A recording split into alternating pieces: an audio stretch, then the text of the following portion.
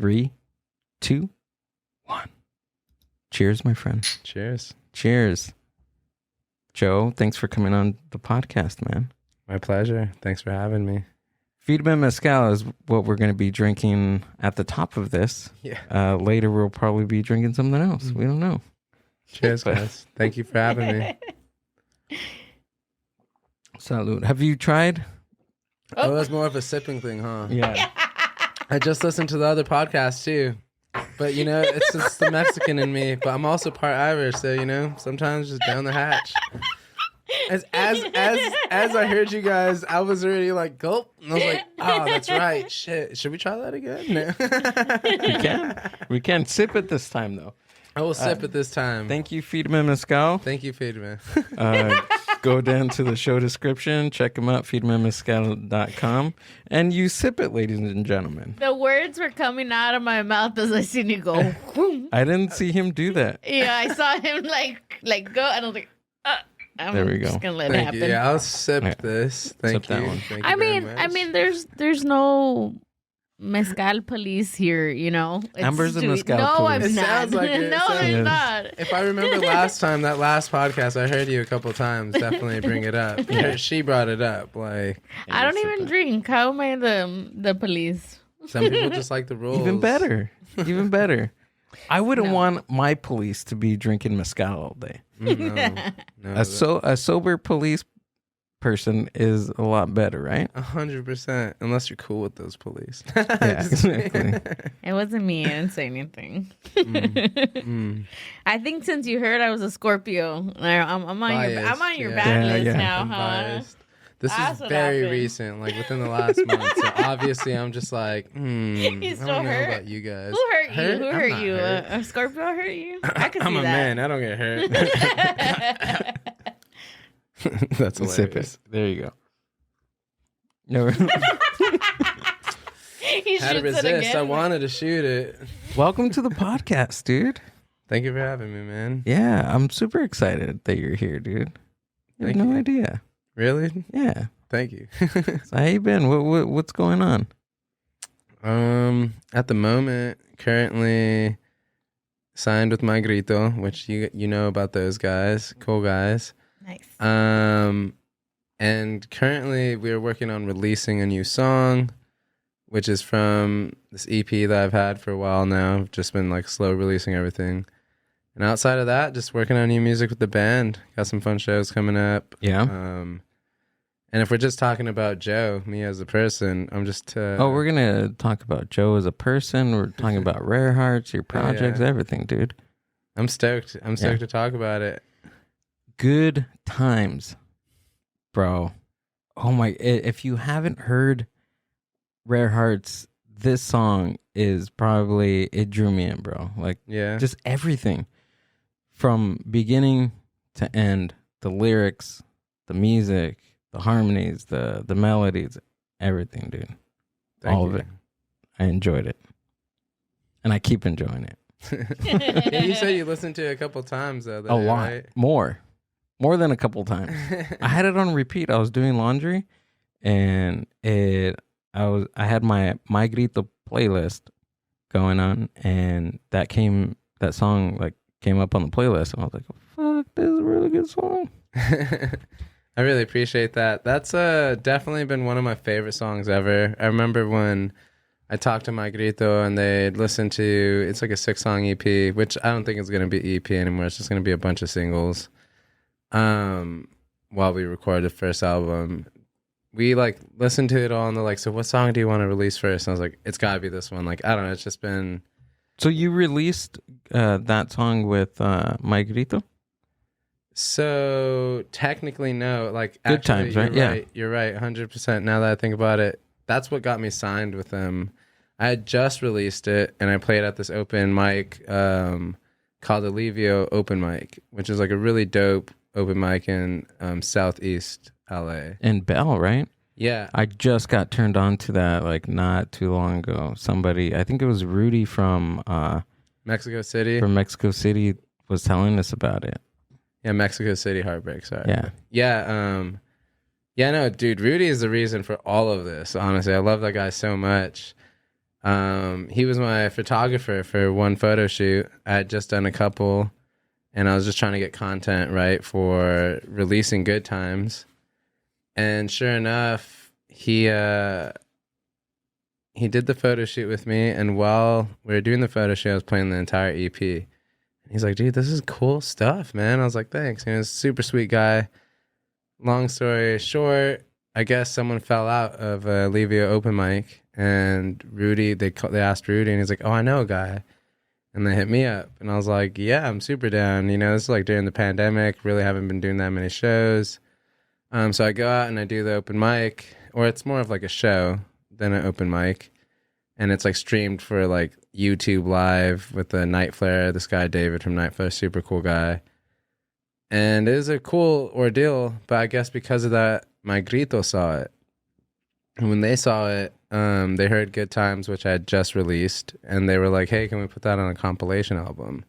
I was like, yeah, 100%, please do. That compilation album gets picked up by 88.5 and Latino Alt Radio, I believe. And they play the whole thing, and they'll just hit me up one day and like, hey, your song's going to play on the radio on Wednesday. And I was like, yo, what? You know, it was like a really cool moment, actually, like listening to it on the radio. They're like, for the first time from LA. I was like, oh, shit, This is what I've dreamed about, you know? And then My Grito was like, hey, what's up, man? Like, you want to possibly sign with us? And I was like, or also Wiretap at the time, because like they work together. And I was like, yeah. And we kind of like slow talked for a half year, you know, and honestly, it was a really crazy time for me anyways. And while I'm getting my life back together, they're like, hey, well, maybe if you come at us with a music video, like we'll talk more, like see how serious you are. And so I made a music video for it, released it.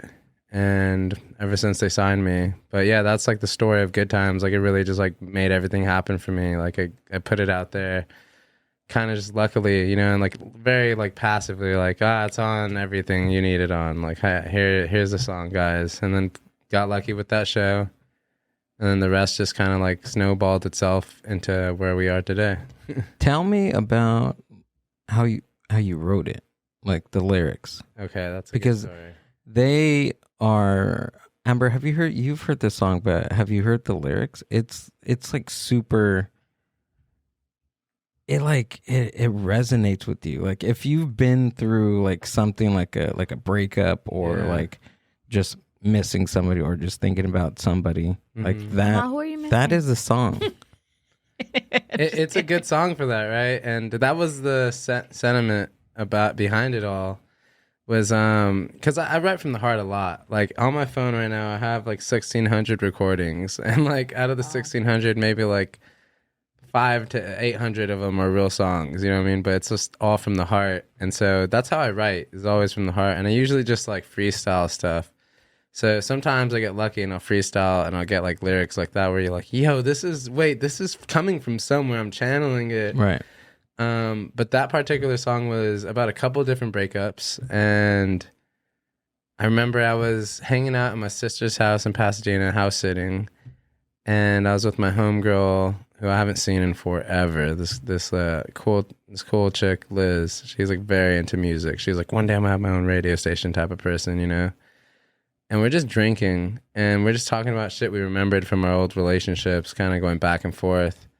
And I was like, I actually have a song kind of about that, you know, and it was just like, let's remember the good time. And she was like, oh, and I don't know, she kind of hyped it up. And I remember just like, fuck it, I'm going to make this a song because she just like really loved it, you know, and I was just like, I don't know. That was like when that song was born right there. And I think I have that OG recording of me freestyling some of those lyrics and being like, oh, that's a verse. Like, okay, like, thank you, universe. Like, but yeah, that's how I wrote that song about a couple different relationships because it's not about just one person.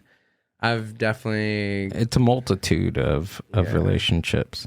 100%. Yeah. Can I play a little piece so I can? You know what? It's probably going to flag us on the music video, but probably play the music, but don't show the video. Okay. Well, you can do that on Spotify. Yeah. Let's go. It's on the Spotify link. Same thing. The reason why I say that, Amber, is because we played Right, some two of down, yeah. we played some of Harry Cats and the Pistachios. His like jam in the van, and I got flagged for it. No way. Even though it's his content, isn't that crazy? That's super crazy. What do you have to like register for that in advance or something now? I don't know. You can. There was ways for me to like. Yeah, like buy a licensing. No, like there's like ways for me to just play it. I don't want to keep bore anybody with this YouTube nonsense. It's still bullshit though. That's fucked up. Yeah, I had to go through that. Yeah, I can. Oh, I do love this song though. This is one of my favorites. This dude, sure. Yeah. This was it.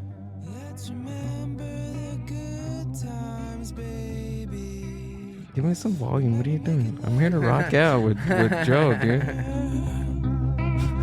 Wasting time all night, getting wasted, just so we can do it some more.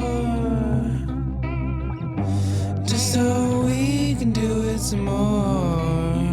I can give you the play-by-play if you want. Play-by-play, dude. All right, let's pause it here now. Like that part in particular was just like, you ever, I don't know if I've been around, okay, not like I'm experienced in relationships, you know, I've had good ones, I've had bad ones, you know, I've been in and out of that. And I don't know what that says about me, but hey, I'm on the market again. And here I am. And there's just like one of those relationships where like you do nothing but you just have sex. You just have sex and do nothing. And maybe you get drunk and just have more sex. But that's it. That's the whole relationship. And you try to like do anything outside of that and it just doesn't work, you know? But like, so that's what that whole line was like, just so we can do it some more. Like, let's just like do nothing. Let's waste time getting wasted. Because like we're not going to do anything anyways, but the same thing we've been doing. If I'm breaking that specific like line down, it was just like, yeah, I don't know. I've been in maybe it's me. Holy shit. 2 relationships like that. There's a common. Is this a therapist session? There's a common denominator in both of Your those whole relationships. family. Let's have your whole family come shit. out. Intervention. Intervention. Damn, I set myself up. What is this, My Grito? Imagine. Like every person you've Oscar ever and Rob dated. just come outside of the curtain. We've heard about your nickname and your past. Right. Maybe it's our Zen vibe. It makes you reflect on There we go, yourself. yeah. You do have a very Zen vibe. It's been very peaceful. It's this. Thank you. But yeah, you know, I want to flip the script a little bit. What does that song mean to you? Like, how do you feel about that song? Yeah, tell us. What does that song mean to you? She's like, damn, put me on the spot right here. Hold on. This podcast is about Joe and Rare Hearts. Okay, it's not the Gil show. It's not MB 167 with Gil. It's MB 167 with Joe from Rare Hearts. Let us know if you want me to grill him on another episode. I'm kidding. All right. No, I think it's just the overall tone of the song. That's it. Here's something funny, and it was really encouraging to hear. That person I was dating, that Scorpio, was a very well-connected person, and someone close to her, I guess, put like Guns N' Roses up and shit like that before they were Guns N' Roses, like as a promoter or something like that along those lines. And this person heard, they were like, you should check out Joe's song. And I wasn't the kind of guy to be like, check out my shit. You know what I mean? I was just like, just chilling with everybody, not trying to like network, just there to have a good time. And someone's like, check out Joe's song. I was like, oh, all right. You know, and he checks it out and he's like, dude, this is you got a little hit right here. And I was like, oh, thanks, man. And he's like, you just need the right person to hear it. And I was like, crossing my fingers. He's like, you just have to be willing to like exploit your heritage a little bit. And I was like, I mean, I signed to My Grito because not to exploit my heritage, but to like align myself with my heritage, you know what I mean? And be like, yo, this is a community-based thing too. But yeah, no, I love that song. I feel very, like the way I look at music and creating in general is like, I do my best to just channel it. I try to just be like more of a vessel for a message to be passed to. Like that's the most hippiest, best way I can explain it. So when I'm doing it, there's no thinking most of the time. It's just feeling, you know, like, oh, I'm feeling this, press record, and then something comes out, and I'm like, oh, thank you. This is a really cool message that I resonate with. You know what I mean? Do you ever get those moments to where like you have to like do something. Like you don't know what it is, but you just feel creative at that exact moment, and do you just run with it like at that exact moment? Like pretty much what you did for the lyrics, right? Like you just freestyled it. The words came to you, the melody came to you, whatever, right? Yeah. That happened? That happens all, like, that's my thing. Like, I would say that's my superpower is, like, I improvise a lot and just freestyle. Like I can sing, but, like, my writing, the way I write is in that form where I'm like, okay, I feel something right now. I could be happy, I could be sad, I could be mad, whatever it is, whatever I'm feeling in that moment, I just, like, I'll grab my guitar or I'll sing something. But most of the times I grab my guitar and, like, I don't know. I don't even know how it happens at that point. I just, like, let go because I feel the creativity where I'm like, no, I need to get this down, this whatever this emotion is. And I've come up with, like, a lot of songs that way. A lot of songs that'll definitely be coming out in the album next year. So did you moved it? I was going to say keep playing it. No, I have it right here. Yeah. I haven't heard it today, that's fine. Floor, drinking my sailor cherries, reminiscing of you. You used to get me so high. You kept fussing on. Yeah, you sang the same old song, and I say, let's remember the good times, baby. We laid in the bed, wasting time all night. It was like that point at the minute and 20-second point before you did that yeah, or even before that, like when you did like the second, I guess second verse. No, I'm fucking it up. Yeah, the second It's chorus. the second time around, maybe. Yeah. When you did that, I was like, this is a fucking good song. This is fucking awesome. This is like, I have to hear this again. Do you feel like it's because it's like a nostalgic feeling behind the song? It could be. Because I can hear that. I've been hearing that a lot. Yeah. Like some people are like, it's got like you got a very 90s style. Yes, to it, you know. and that's what it is, dude. Like it's the lyrics, yeah, but it's also like the tone, like I was saying earlier. Like there's this certain tone that you have. It's like Thank you. like grungy, but not grungy. Like Yeah. you're somewhere in the middle of like Oh, that yeah. 90s grunge. It's like grungy meets like Radiohead because you have like Love all Radiohead. all those different like octaves going all at the same time, and then it keep playing it, and then it has like this megaphone sound. Yes, I love that for this Yeah. verse. Yeah. He's drinking champurrado. Very savory. We're giving you champurrado. We have regular cups. Why do Some mugs? more than that. We also got Motalada in the house, along with Joe.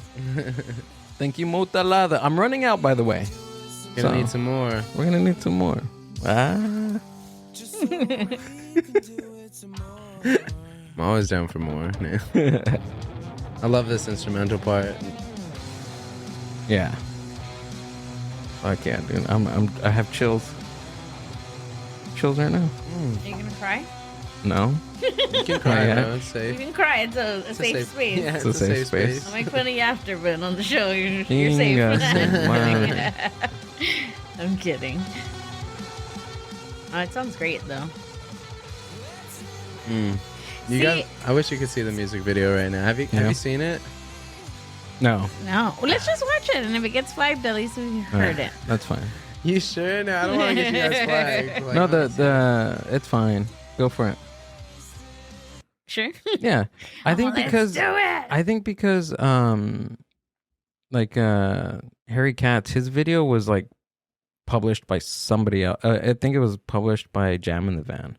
That's why oh, they. maybe. Just say that you're consenting to I know. this. I was. I'm consenting to this, YouTube. This is my song that I released on DistroKid myself. Yeah. There we go. Okay. Does that count? I hope that counts. Yeah. I'll clip that and just send it to them Yeah, before send they it to them. flag me. Yeah, exactly. Like, look, he's in the video. Yeah. So that was like one of my exes, funny enough.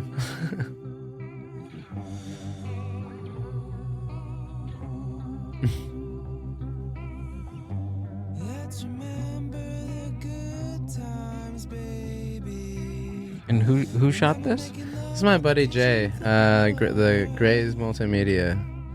Wasting time all night, getting wasted. Just so we can do it. Oh, that's cool. Mm-hmm. I like that. I had to do the projector thing. I don't know where I got the idea, but like Oh, it's a it came- projector? A projector shooting over me while we're yeah. Oh, that's a good trick. And Jay created like all the. He created the visuals for that like the night before or something crazy like that.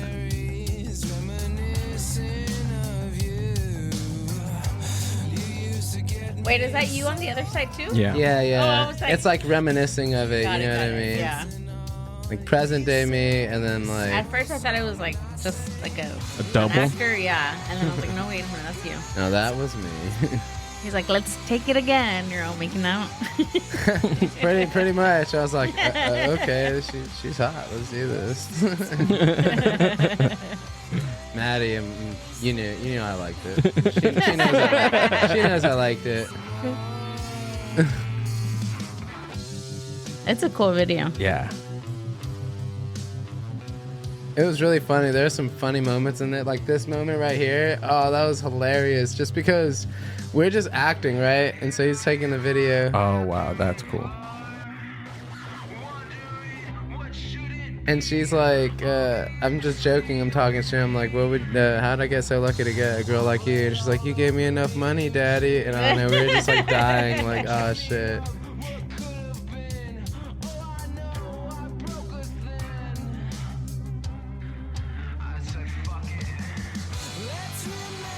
Yeah. Yeah. It was fucking cool, dude. Do you ever check out any of the other songs? No. No, that's fair. That's fair. Hey, like you like.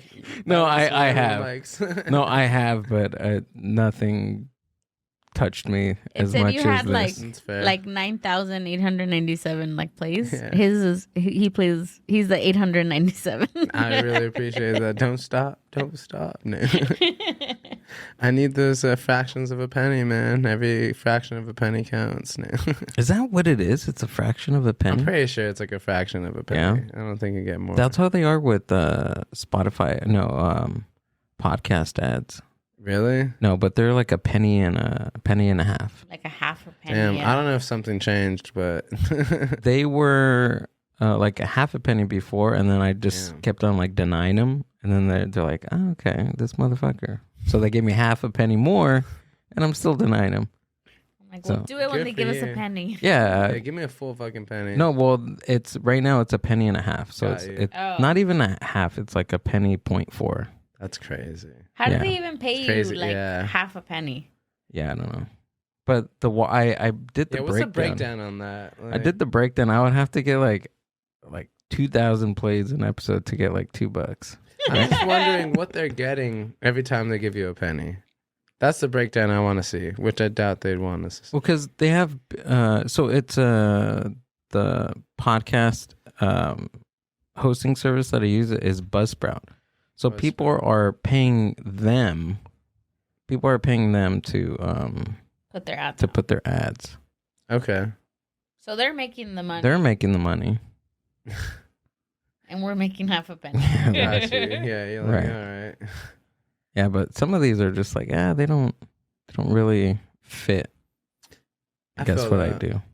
I- No? yeah, I feel like it's an interesting time because like some people I feel like have a definite like doomsday feeling over it. Like there's just like the way the market is set up, the way like we have access. I mean, for me, I just like, no, that's an excuse. Like I one of my mottos is like, or mantras is like, oh shit, that tequila just hit me. Yeah. Or the motalada. just Or the that. motalada. I was like, I do have one. Shit. Where This is why you're supposed to sip it, ladies and gentlemen. Yeah, don't take a shot and then sip the other one, but like kind of like half. I mean, I took it down like 3 sips, But you're good. Okay, the motto there is like, we're not victims, we're creators. You know what I mean? Like Right. that's like one of my main mottos. Like no matter the circumstance, no matter where you're at in life, like it really is. I mean, it's like they say, this life is what you make it. And it really is. Like, I mean, you can get a shit sandwich, but like it's all on you what you do with that shit sandwich, essentially. Right. And so when I look at the way it's all set up nowadays, it really is just on the individual and how bad you really want it. Like there are so many people out there who you're like, why is this like big right now? And you're like, because this person pushed it and they did everything they could to get there. I mean, there are all kinds of different stories. Like you can be Claro, right? And like your parents happen to just have the biggest publishing company, something along those lines. I don't know if that's exactly how she made it, but you have enough people there to make it happen. But she did put in the work to sing and make the lyrics and do everything it took to get up to that ledge and make it happen. So like for me, in today's world, there's no excuse. Like you have the capabilities of distributing your music yourself for a pretty affordable price, or your podcast or whatever it is, at all platforms. And it's not rocket science. Like you probably get AI to help you with it at this point. But I just feel like there's no doom. It's just like all opportunity now. You know what I mean? Like if you really wanted to, you can push even crappy content and pay a shit ton in ads and marketing to push it out there, and it will be seen by 1 million people or whatever. They might not like it, but it'll reach it. You know what I mean? Like if you really wanted to. Is that fair though? Like how fair is that? Or am I just being cynical about it? You're not being cynical about it. Say there's this one particular artist that's like very good, but nobody knows who he is because he doesn't have marketing dollars. He doesn't have people to help him, you know, through that, right? But on the other hand, there's a really crappy artist, but with lots of money that has money to put into that marketing. Like, where's the balance in that? Do you get what I'm trying to say? I totally get what you're trying to say. I think that was like at the beginning of Facebook when they did the Facebook marketing, right? Where everyone was like, this is bullshit. You're like, so some guy could pay for us to see all this shit while the good content's like kind of getting swept under the rug. Right. Totally get it in one aspect. But the other aspect of it, for me at least, because I mean, I don't want to say I came from nothing, you know, like my family did the best they could, and there's some really good foundation in there along all the craziness that was my upbringing. But like where I come from, you know what I mean? Like it's really like, I mean, I was like looking at it as a kid as like, man, I don't want to be another statistic. You know, like they're saying most of us aren't going to graduate high school. Most of us aren't even going to make it till we're 21. You know what I mean? So like I was looking at life in that perspective. And to make it out of that perspective, I'm like, well, shit, man, it really is. If you really want it, you know, I mean, sometimes you got to get a little lucky. But like if you really want it, you're going to just keep doing it. You know what I mean? If someone asks me how long I've been doing music, it's for sure like at least like 15 to 17 years of just doing music, you know, and how many times have someone, I mean, it's like you said, you got to suck first, right? I was horrible, bro. They said, they compared me to Billy Corgan when I first started singing. They're like, oh, you sound like the guy from Smashing Pumpkins, you know? And at the time, I didn't even want to sing. I just wanted to be John Paul Jones. I just want to like play some rhythm, keep the band together, be out of the spotlight. And they're like, hey, you should sing. I was like, what the fuck? And they're like, no, really, you should sing. And I mean, so, you know, it's like, I don't know. I made it happen. I'm here now. Like, I feel like I got really lucky to get good times on the radio without really trying super hard. But at the same time, I tried for 17 years of just loving this shit and like really putting in every effort and every penny I could. You know, the reality of it is like, yeah, someone who's putting all that money into marketing, maybe they have a shit ton of money and they could waste it, but also maybe I shouldn't buy an ounce of weed, and maybe I should put that money, or maybe I shouldn't go out with the boys and drinking this weekend. Maybe I should utilize that money for what I really love, because there's an opportunity on the table and it's on no one else but myself to take that opportunity, you know? Yeah. Because, like, you don't get to choose where or how you're born, you know? It's part of the game, right? Yeah, I think with something like music, or I think just anything creative, to reach a certain point to where you're like, yeah, like if I can, like, made it. Because the word made it, or the phrase like, oh, that music or that musician made it, that artist made it, is very subjective, You know what I'm saying? Like it's very subjective. Like one person's point of view of making it may be different than somebody else's, right? It's true. But there's a certain point to where you have to be obsessed with what you want. And I think that's with anything in life, not just something creative. In athletics, like if you want to reach a certain professional point, you know, in your life, you have to be obsessed with it. You have to work day in, day out. Think about it 24/7, thinking about what you want. Right? I don't know, dude. It's wild because there's just something in our brains that we can just turn on, and you're obsessed about that one. Like me, I'm obsessive, dude. Yeah. I get obsessed about something. Once I like, not that I'm, and this is an excuse, but there's some things that I want to do in life, but I refute them because I know if I went all in and I became obsessed about it, that's all I'm going to think about. Yeah. When I have other like fucking half-ass projects still on the table, you know what I mean? Yeah, yeah. But that's my excuse. I feel that. I mean, it's definitely easy, right, to get caught up in it all. Yeah. I mean, me personally, I have ADHD, so like I want to do everything, like everything passionately, but there's literally just no space or time for all of that. I'm wondering if that's the kind of person, or if is it more of like there are multiple things that interest you, but like you really adamant about like finishing these first before you get started on the next thing. I mean, I am, but like with music, I love music. I like writing music. I may not be good. I didn't know you write music, by the way. That's cool. I do. I've been writing for a very long time. Like I have notebooks of just lyrics. I know 4 chords on the guitar. Okay. And most of my lyrics are like with those 4 chords. Yeah. Right? Which I'm like, okay, like whatever. But I feel like, right, Amber, when I first got the acoustic guitar, I never put it down. Like I was just trying to learn new chords, writing my stuff. And I don't know, at some point I was like, okay, I need to like I need to put this down and do something else. I don't know. Like, you know what I mean? Like I get too wrapped up. What's an example of something that you're like, absolutely, like this is, I think about this all the time, every day. Like what's something you're passionately obsessed about? Right now? Yeah, like right now. Probably getting in shape. Okay. That's all I could think about. Okay. Is when can I go to the gym? Okay. Right now, that's where my obsession is podcasting and going to the gym. Fuck yeah.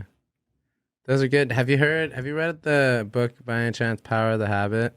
Who is it by? I forget, but I'll say this much. I read that book Habit. And it was life-changing for me. Can you pull it up? I was trying to quit cigarettes at the time, but I was extremely addicted to cigarettes. Like I've been smoking for a very long time. So yeah, that's the book. And I just like, for the life of me, couldn't quit. So I read this book. It's very scientific. But man, that shit changed my life. And like, based on what you're telling me, you're trying to, you know, like, I mean, everything in our life is based on a habit, essentially. And what they get into, or one of the biggest takeaways I took from it, is like keystone habits, right? And so what that is like, because like I used to be like, dude, I used to weigh like 250 at one point, you know, and I was like really out of shape. And I hated running at that point. I was like, fuck running. I loved hiking, but still, I was like, fuck running. I couldn't find an exercise that I liked, really.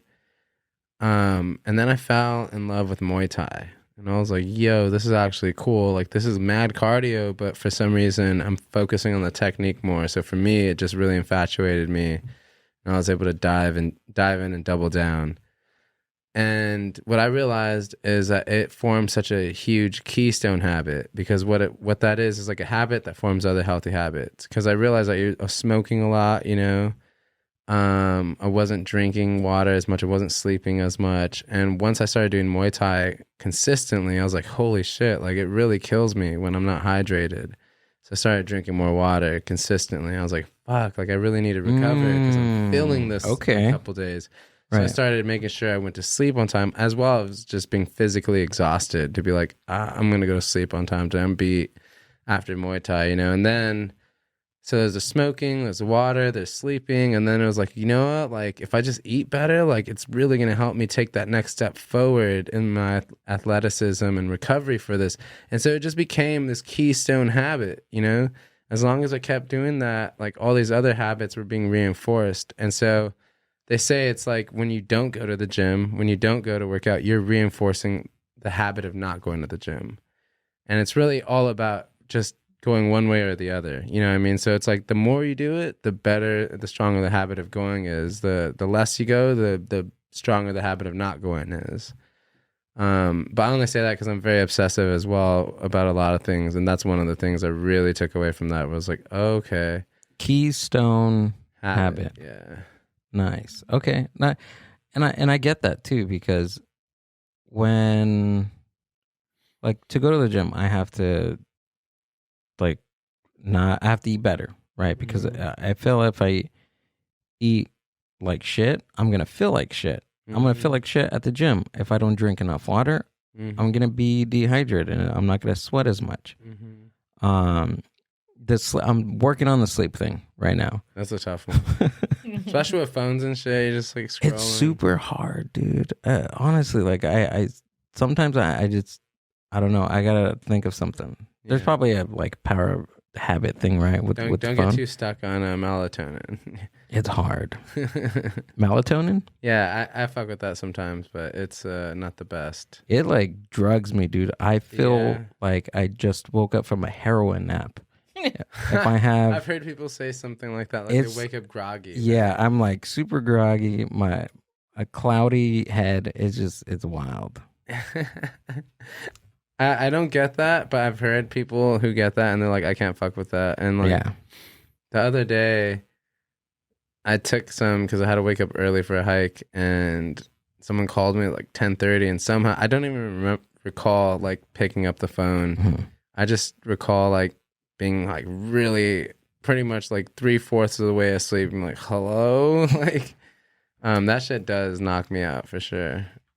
Did you, I'm sorry, I'm over here like thinking, because I'm thinking of what you guys are saying, and I'm the complete opposite, right? Like I can't obsess over anything, because I do something and then I do it and then it's done.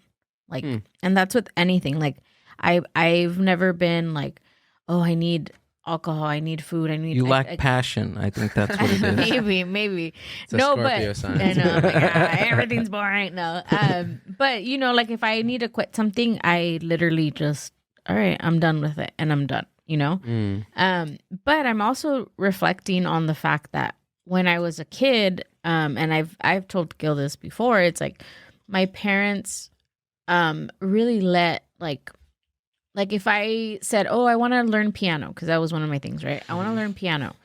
So my dad went out, bought the best piano that, you know, he could afford, bought me lessons, took me every Saturday, everything. I went for 6 months max, and I was like, all right, I'm done.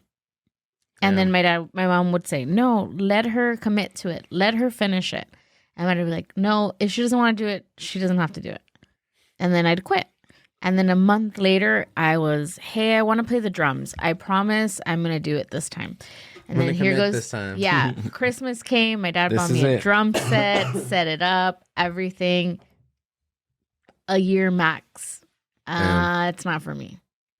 The clarinet, like I tried to go through so many things, right? And again, I'm not putting anything on my parents, but I wish it's their fault. No, I wish that I would have been forced to have finished something, because now as an adult, I can't finish anything.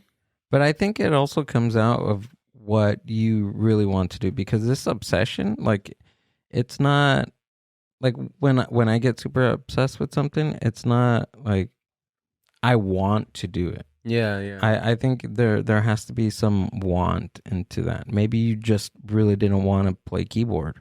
Yeah. Or you didn't want to play the drums. It might, but I mean, look at all the creative stuff I've done in my life, and they're fun for 6 months max, and then Right. I'm like, Maybe oh. just music wasn't your thing. Yeah. Like maybe you're Wasn't your main creative. call, yeah. Yeah, you're creative somewhere else, not music. Yeah, but I Right? don't know. Well, you know, it is true though. People are different like that. We all have different callings, right? And sometimes maybe you're just one of those people who was able to explore it all and be like, hey, you know, I really want to check out what I like, and it didn't like click where you're like, oh, I'm gonna go full on with this, because I know since I was a child, like that was like a question I remember. My older cousin was like, what do you want to be when you're older? And this is in the 90s. You know, I'm like listening to a lot of Biggie and Tupac and Linkin Park and Eminem and stuff like that, and Nirvana, and I'm like, I want to be a rapper, you know. And she's like, what, a rapper? Your life hasn't been hard enough to be a rapper. What are you talking about? But since then, I was like, music is my thing. And it's funny because, I mean, excuse me, sorry, I've been smoking a lot of cigarettes lately. It's a poor habit. But ever since I was a kid, I knew like music was it. I even remember as a kid being like, that's scary though, performing in front of all those people. Maybe I just want to be like a producer or something, you know? And somehow I stumbled into it because everything in my life was like, no, you're not doing music. Like my mom was like, no, you're not going to art school. You're not doing anything like that. Like you're going to go to school. Since I was a kid, I was like, I'm going to be a lawyer. You know what I mean? So that was the plan. It was like, no, you're going to go to school to become a lawyer. That's it. Like this music stuff. Yeah, you're talent. Like, but no, that's not it for you. Yeah. Even though some of my teachers, like, he needs to be in a creative school. Like, he's not here. Like, he's only here when we're doing some creative ass shit. Otherwise, like, I don't know where your son is. Like, he's here, but he's not here. And so, I don't know, man. It was definitely one of those things that, like, since it was just a calling. And I remember there was a point I had scholarships to schools. I decided not to go. I go to community college, and I'm like, I guess I'll pursue the law thing again. And I'm, like, right there at this political science class. I'm like staring at this giant fucking fat book of just like old laws and shit. And I'm like, nah, fuck this, dude. I want to do music. Like, what am I doing? Like, this is like, I can't do music halftime and do this law shit. Like, I don't want to do this. Like, you know, I want to do music. That's it. And we talked about like different levels of like making it, what that means for some people. I mean, for me, just being on the radio, just being signed to even a small label, and just being able to touch other people with my art, period, for me, it was like, oh, I made it. Like, because sometimes it's really weird. It's still really weird for me. Sometimes I have like bandmates be like, dude, my dad knows your song from the radio. And I'm like, yo, what? Or, you know, someone's like, their significant others listening to the EP that hasn't been released, and they're like, dude, they're like dying for the shit to come out, you know, or just like stuff like that really just makes my day. Because I'm like, yo, what? Like, sometimes I cringe at my own music because to me this is old music now, you know. I'm like, no, I got some really hot shit coming out soon. So yeah, I don't know. Like, it's definitely like that was my obsession. It was like not even a want. It was like, no, I need to do this. Like I don't know why, but this is what I have. That's why there's like 1,600 recordings on my phone, because like I just need to do it. Like it's like I'm not Kobe, but like that's all he needed to do was like. He just obsessed. It's like you said, you know, we obsess about it, and it's not. And I mean, he sucked at one point. I mean, I think I suck at one point for sure. I think probably do. That's what you have to do. You have to just be at that level to where you have to obsess over it. Yeah. I don't know any other way. Yeah, same. Is there another way to do what you want, to reach that goal to what you want? I mean, there is, right? But are you you may reach it faster, you may not. I'm like, I don't know. What's the alternative? What's the alternative before obsessing? Right. I saw that. Whoa. Like, what happened? The light turned off. That was crazy. Cucuy? Maybe. I know some haunted shit. I'm working on a scary movie right now, actually. Are you really? Yeah, it's called Bruja. Really? Bring some Dope of shit. that. I shouldn't Did you talk bring about that? it. What the hell do you have in that backpack, dude? Oh no! In the backpack is some marijuana, probably some poetry books, because I went hiking, and sometimes you just never know. You're like, are we gonna chill up here for a while? It was a 10-mile hike, so I was like, should be ready for anything. 10 miles? Yeah, 10 miles. Whoa. Yeah, that shit was. My legs feel it right now. That was yesterday. That was yesterday? Yeah, that was holy shit. Where at? Echo Mountain in Altadena. Oh, okay. I don't know where that's at. That's like next to Pasadena. The Okay. mountains behind Pasadena.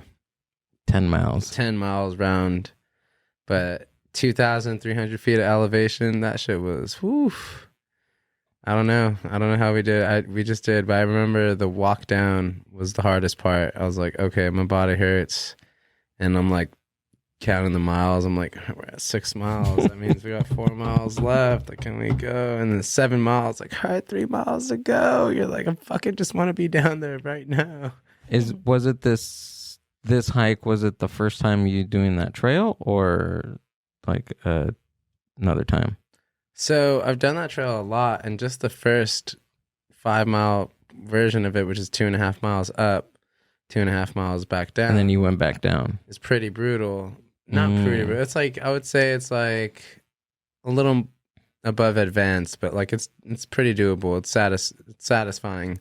But I'd never done the additional 2.5 miles up, which was just like the last 2 miles, I think was like 1,500 feet of elevation. I feel like it's easier, right? Like it's easier if you've done it like once, and then the second time around doing a hike like for the second or third time, like, okay, you're like, this hill's gonna suck, but after like it goes down for a while, or like it's good flat level, like I'll be okay. Like, just preparing yourself. I feel like the first time you go on a hike, it's like the most brutal as it can be. For sure. You know, it's funny you say that. There's this one hike I do a lot. I hike a lot. Like, if I can, I'll hike once or twice a week for sure. And there's this hike at Griffith Park. It goes all the way up. Like, if you ever see the observatory and down while you're passing through Hollywood, or just in the distance, even on the 10 freeway sometimes, there's this little hill like right behind it. And we do that hike, and like I remember the first 2-3 times I did that hike, I was like, dude, there's some really steep parts where I'm like, this is brutal. Like, I'm soaking wet in sweat. Like, this is a workout. And I would say like the last couple times I've done it, I was kind of surprised. Like, oh, I kind of like went through this like butter. Like, there's those hard parts, you know? Yeah. But yeah, like to what you're saying, pretty much, yeah. I'd say that's accurate. It's that training. Like when you're training for something gets easier. Like just the other day, I was telling Amber about like I'm pulling more on like on the row machine. Like I'm doing. I've doubled the weights in like a month. Damn, that's good. Yeah. Like at first, I was weak as shit because I didn't work out. I changed my habits of eating for a month, and I was like, okay, I feel like I'm capable to go into the gym. Yeah. And that was the second month in, and now I think I'm in like my second and a half, third month in now, and I'm like pulling double weight. I'm like, holy shit. And now I have like my endurance is getting a lot better. Yeah. But it's kind of like, it sucks, but like, I guess the lazy part of me is saying like, fuck, I have to up it each time. Like my endurance is getting better. So now I have to put more weight. I have to run longer now. I have to put up the speed on the treadmill. Like I have to put a different mode, like on the elevation going up or down. And I don't know, that's the lazy part. I'm just like, fuck, like I have to work like extra hard now. Yeah. Because my endurance is getting a little bit better. That sucks. It does a little, but you know what? I'll say this, and we can get deep into this depending how you want to go about it. But there is something about embracing the pain and looking forward to that pain eventually. Oh, yeah. It's like psyching your mind out. Because like with Muay Thai, like, I don't know, man. There's like at no point, I mean, it's not true. Like when you're really consistent for like 2 months, like that's when you start feeling like, oh, this ain't that bad.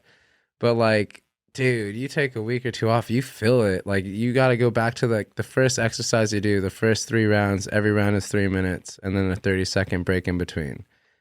3 minutes of straight jump rope, 3 times with 30 seconds in between every time. Dude, there are times where you're like, damn, like fuck, I've been doing this for like 2 years. This shit is burning. Like mentally, I'm like fighting this right now. You know what I mean? And it's like, it wasn't until I started being like, you know what? Fuck it. Yeah, I would like lie to myself and be like, I like this pain. No, I'm looking for that burn.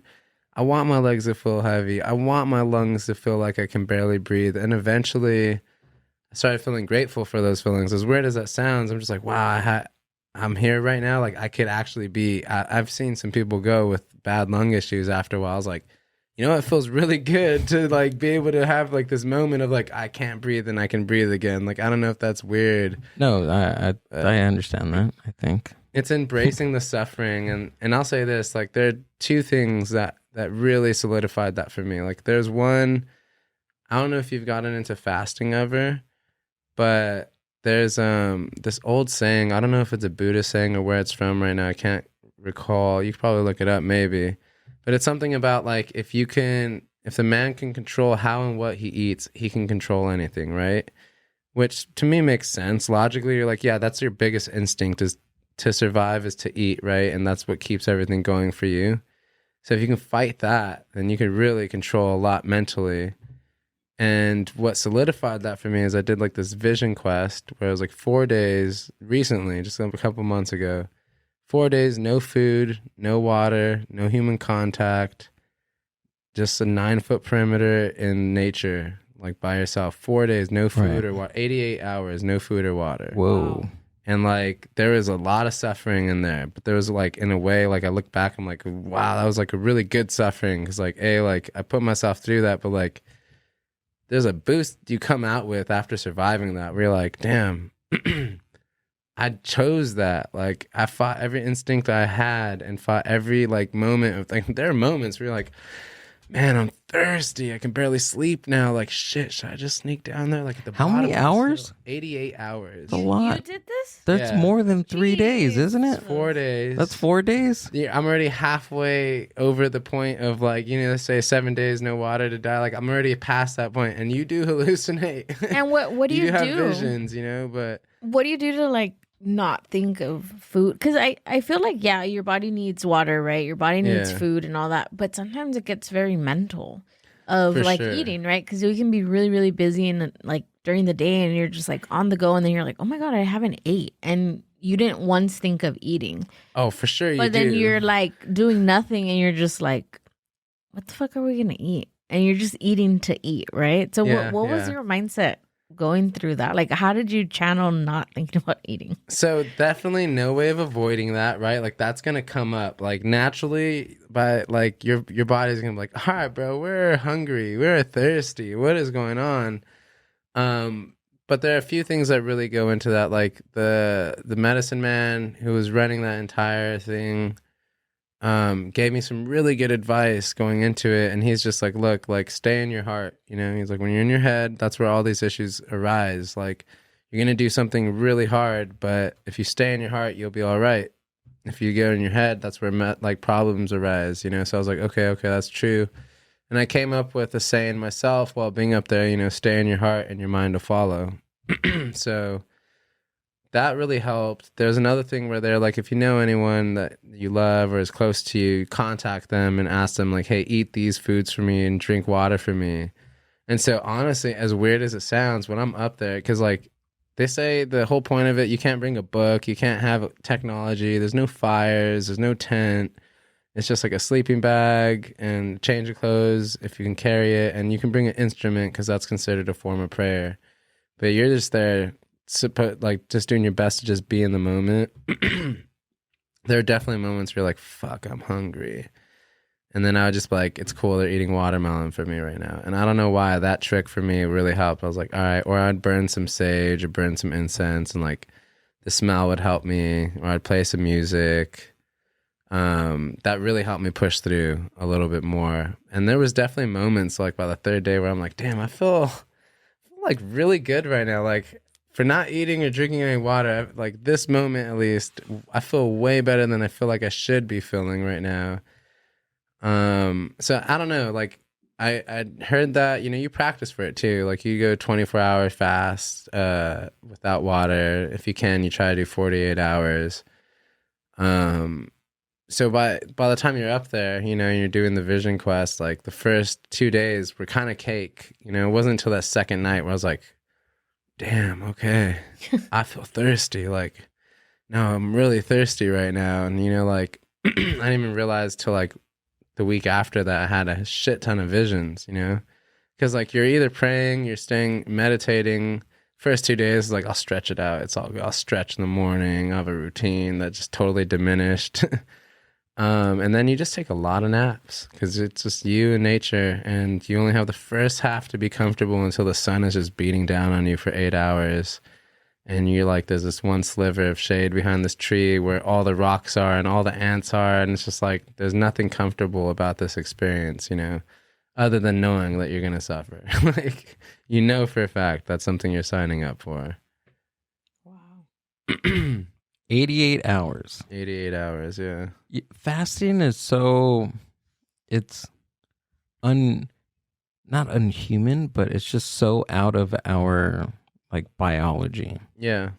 right? Mm-hmm. Because in our brains and our I've been listening to this book called Sapiens by Yuval Noah Harari, and it talks about like can we pull that up? It talks about the history of humankind, dude. And recently, like the chapter today is talking about how the early humans and our biology with food, like the reason why we want to binge on food, Starvation. is because there's something in our DNA that says something with high carbs.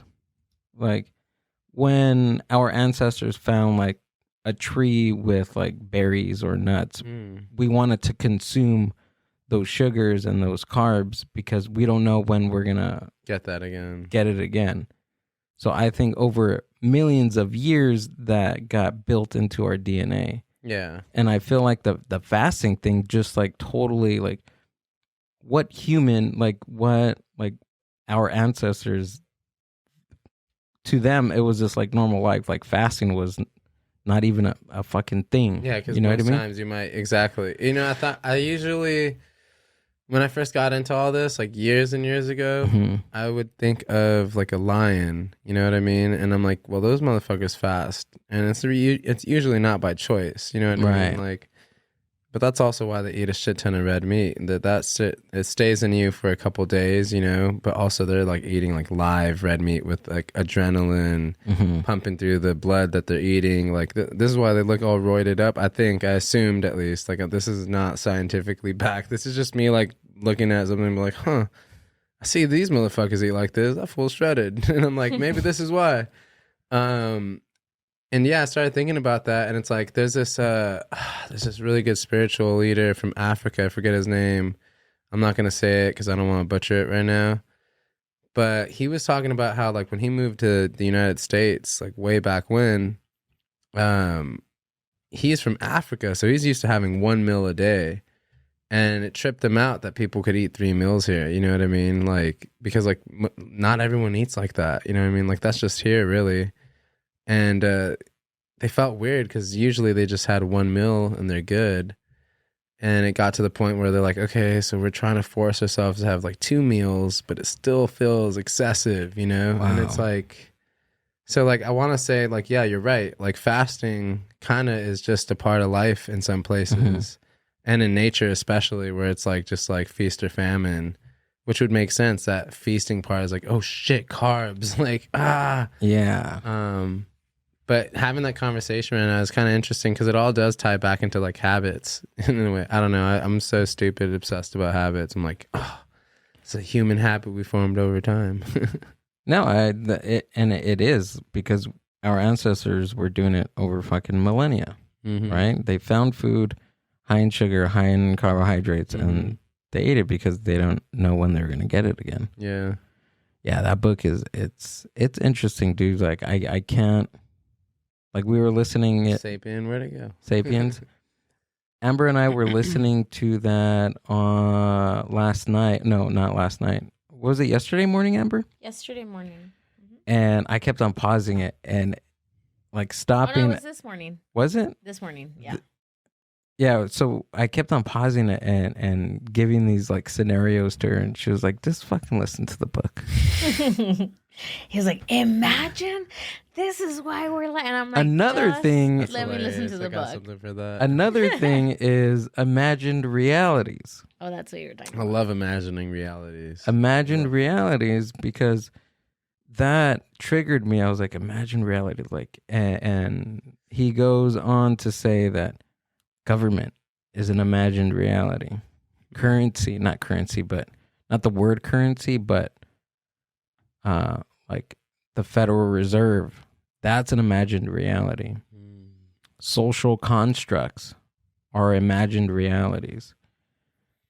And then I also thought, I was like, I have a good premise for a good movie too, about or a Black Mirror episode about Ooh, I like that. a person being, somehow getting taken to a, other dimension to where they're the only person that can imagine these different realities, and everybody else can't. They don't know. They don't have imagination. God, the world would be so dull. Would it be dull, or If would it everyone be was just like, only? you know what I mean? Yeah, and to me, the concept is like all the things that you can imagine, Yeah. right? Yeah. Imagine you can't do that. You can't even. That's what I'm saying. Like, what a crazy world. And then you're the only person there, which means you have to fight this whole society of people who's like, the fuck you talking about? It's only this way. And you're like, no, Yeah. think Yeah. out. Like, oh, that's like. But we ooh. also I like said it. we also said that it could also be a pro that you think like that, because you'd be only living in the now, right? So you'd only be fixated on what's happening on what's now, tangible. versus us always thinking like, I'm gonna save money because in the future I want to buy a home. I'm gonna be healthy because I want to live a longer life, right? Versus when you can't imagine those realities, it's like you're just subjected to living now, Now, living and for not tomorrow, but what's for right now. and what's tangible too. Yeah, Like whatever. What do they say? Pink Floyd has a really good lyric in Dark Side of the Moon, where like everything that you see and touch is what your life will ever be. Or something. I fucked it up, but I can't recall it right now. that's but- a Dark Side of the Moon lyric, and that's like whatever you can see in your world in this space, and whatever you can touch in your world in your space is all you believe in. If you can't touch it and if you can't see it, then it's non-existent. That's where imagination lies. Imagination lies in things that we can't see and things that we can't feel. Yeah. See, and when you Feel. bring this, when you bring this up, it makes me like, Is it good or is it bad? it's not yeah, that we don't know, right? I feel like, man, it's interesting. It'd be interesting because, like, if you really think about it, if you like really imagine Yeah. what a world of non-imagination would be like, that means we'd all be living like dogs still. You think so? Yeah, because think about, no one would invent the wheel, no one would invent fire, Right. No one. It would just be like, we'd pretty much just be like all the other primitive animals, where it's like just a need basis. Like, I need sex, True. I need food, I need sleep, repeat. Yeah. And that's the basis of what he talks about is that's what shot us, that's what catapulted us into the Imagination, future yeah. was imagination and language. Without those two things, we would have been dogs. It's true. Also, this is so random. But dogs maybe have imaginations. I don't know. You know, maybe. We don't know. Just who knows the level or the extent that their imagination Right. like reaches. Oh, that's good, man. That's a really good one to think about. Because like you think about the world and in general, there has to be some type of an imagination going on in other creatures, considering like there's evidence of other creatures doing psychedelics. Like there's I forget what plant it is, but jaguars apparently eat like a special Really? plant or root and they get fucking Can I look that high. up? I gotta see this. Dolphins, same thing. They eat pufferfish, so they suck it and they like shock pufferfish and like take the toxins. It's funny. There's videos of them passing a pufferfish around like a joint, and you can see their eyes are fucking lit, dude. It's hilarious. They're like, oh, these motherfuckers are getting lit too. I think the reason why, like in Nemo, Finding Nemo, the turtle, while he's like, haha, what's up, dude, is because they're making fun of the fact that turtles are usually high from eating jellyfish because their toxins don't kill them, but they do get them high. Same with the pufferfish. It don't kill the dolphins, but it gets them high. Sneaky little devil. Yeah, so- Disney. Yeah, fucking guys. We see Oh yeah, there you. you go. Jaguars. Fucking- Yage. Yage or yak. What is it, like a root or Yage? something? Jaguars are the largest cats in the Americas, roaming everywhere from southern Arizona to the warmer guy. pockets of South America. While they usually take their role as the apex predator seriously and stalk around and confidently as a cunning mass of muscles, teeth, and claws, they also like to party. From time to time, jaguars will munch on the leaves of the Yagi vine. What is it? Banistera panzensis capi? For all of you botanists out there, the vine grows abundantly in the Amazon rainforest and takes jaguars from intimidating to delightfully intoxicated. Perhaps you've seen this clip of a jaguar act like a big, tipsy, goofy kitten. Can you click on that link? I got to see this. Oh, it's the proprietary component in ayahuasca. So these guys are tripping on DMT. These fools are having full on, like, they're like, thank you, God. I needed that message. I'm going to go say sorry to my wife. My jaguar wife. These fools are tripping on DMT. Hey, you know. What? Jaguar tastes the hallucinogenic effects of Yage. Just as Yage? cats eat grass, large cats like jaguars eat leaves. When regurgitated, they cleanse their digestive system. Oh. Yeah, right. That motherfucker's like, I'm going to get lit. Like, I need some answers. I'm having a midlife crisis. Hold on. But, like catnip, some plants induce other effects.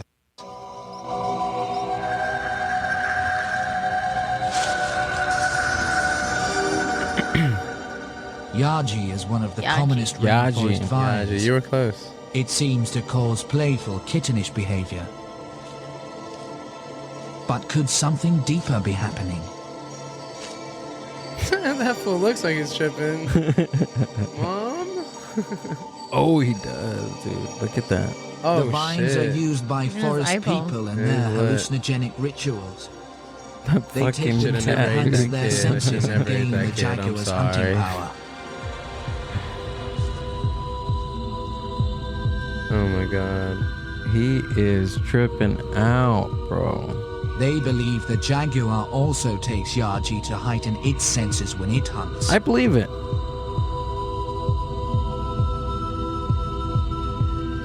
Like so much of weird nature, there is still so much to know. You also should check out the dolphin one too. That's real. Go back to the Getting lit. go back to the report on the other tab. Humans have also been known to enjoy Banisteriopsis capi, cocktail noun, and again, the vine is the primary component in ayahuasca, a psychedelic spiritual aid used by both indigenous Amazon people and the slew of celebrities. Whoa. So yeah, we learned something today. Jaguars, they get fucking lit. Yeah, look at These lemurs. bighorn sheep and other examples. I mean, So they have an imagination, I'm sure. If Right. they're getting lit like that. Some kind of maybe an inkling. I would like to think so, at least. that also in some psychedelic lore. Have you heard any of Terrence McKenna stuff? No, what is that? Terrence McKenna is a botanist, and he came up with this theory. Not really a theory, The but Stone like Ape theory? yeah. I came up with the whole movie based on that shit. I swear to God. You did? Yeah, the movie's called Restart. I just shouldn't speak about it because I should like really get some shit put out there first. But I like to write like in threes, so like Really? it's a three-parter. Okay. But yeah, it was all based on like this hippie group of people tripping on mushrooms at the redwoods. But like there's like someone who's like the chosen one or whatever, like pure enough where the trees communicate some shit to them through like the mycelial, right? Mycelium? Mycelium? Am I saying that right? Yeah. The the network that connects all plants in the forest on the and bot. shit, right? Yeah. And he gets this message, and pretty much it just like jumpstarts this whole movie, just based on that stone, like The stoned ape theory? Stone ape theory. Yeah. So that's what they said that catapulted humans into imagination and thinking about all Psychedelics. these imagined realities Mm. was the psilocybe cubensis. Yeah. I'll be Magic meeting mushrooms. her tomorrow.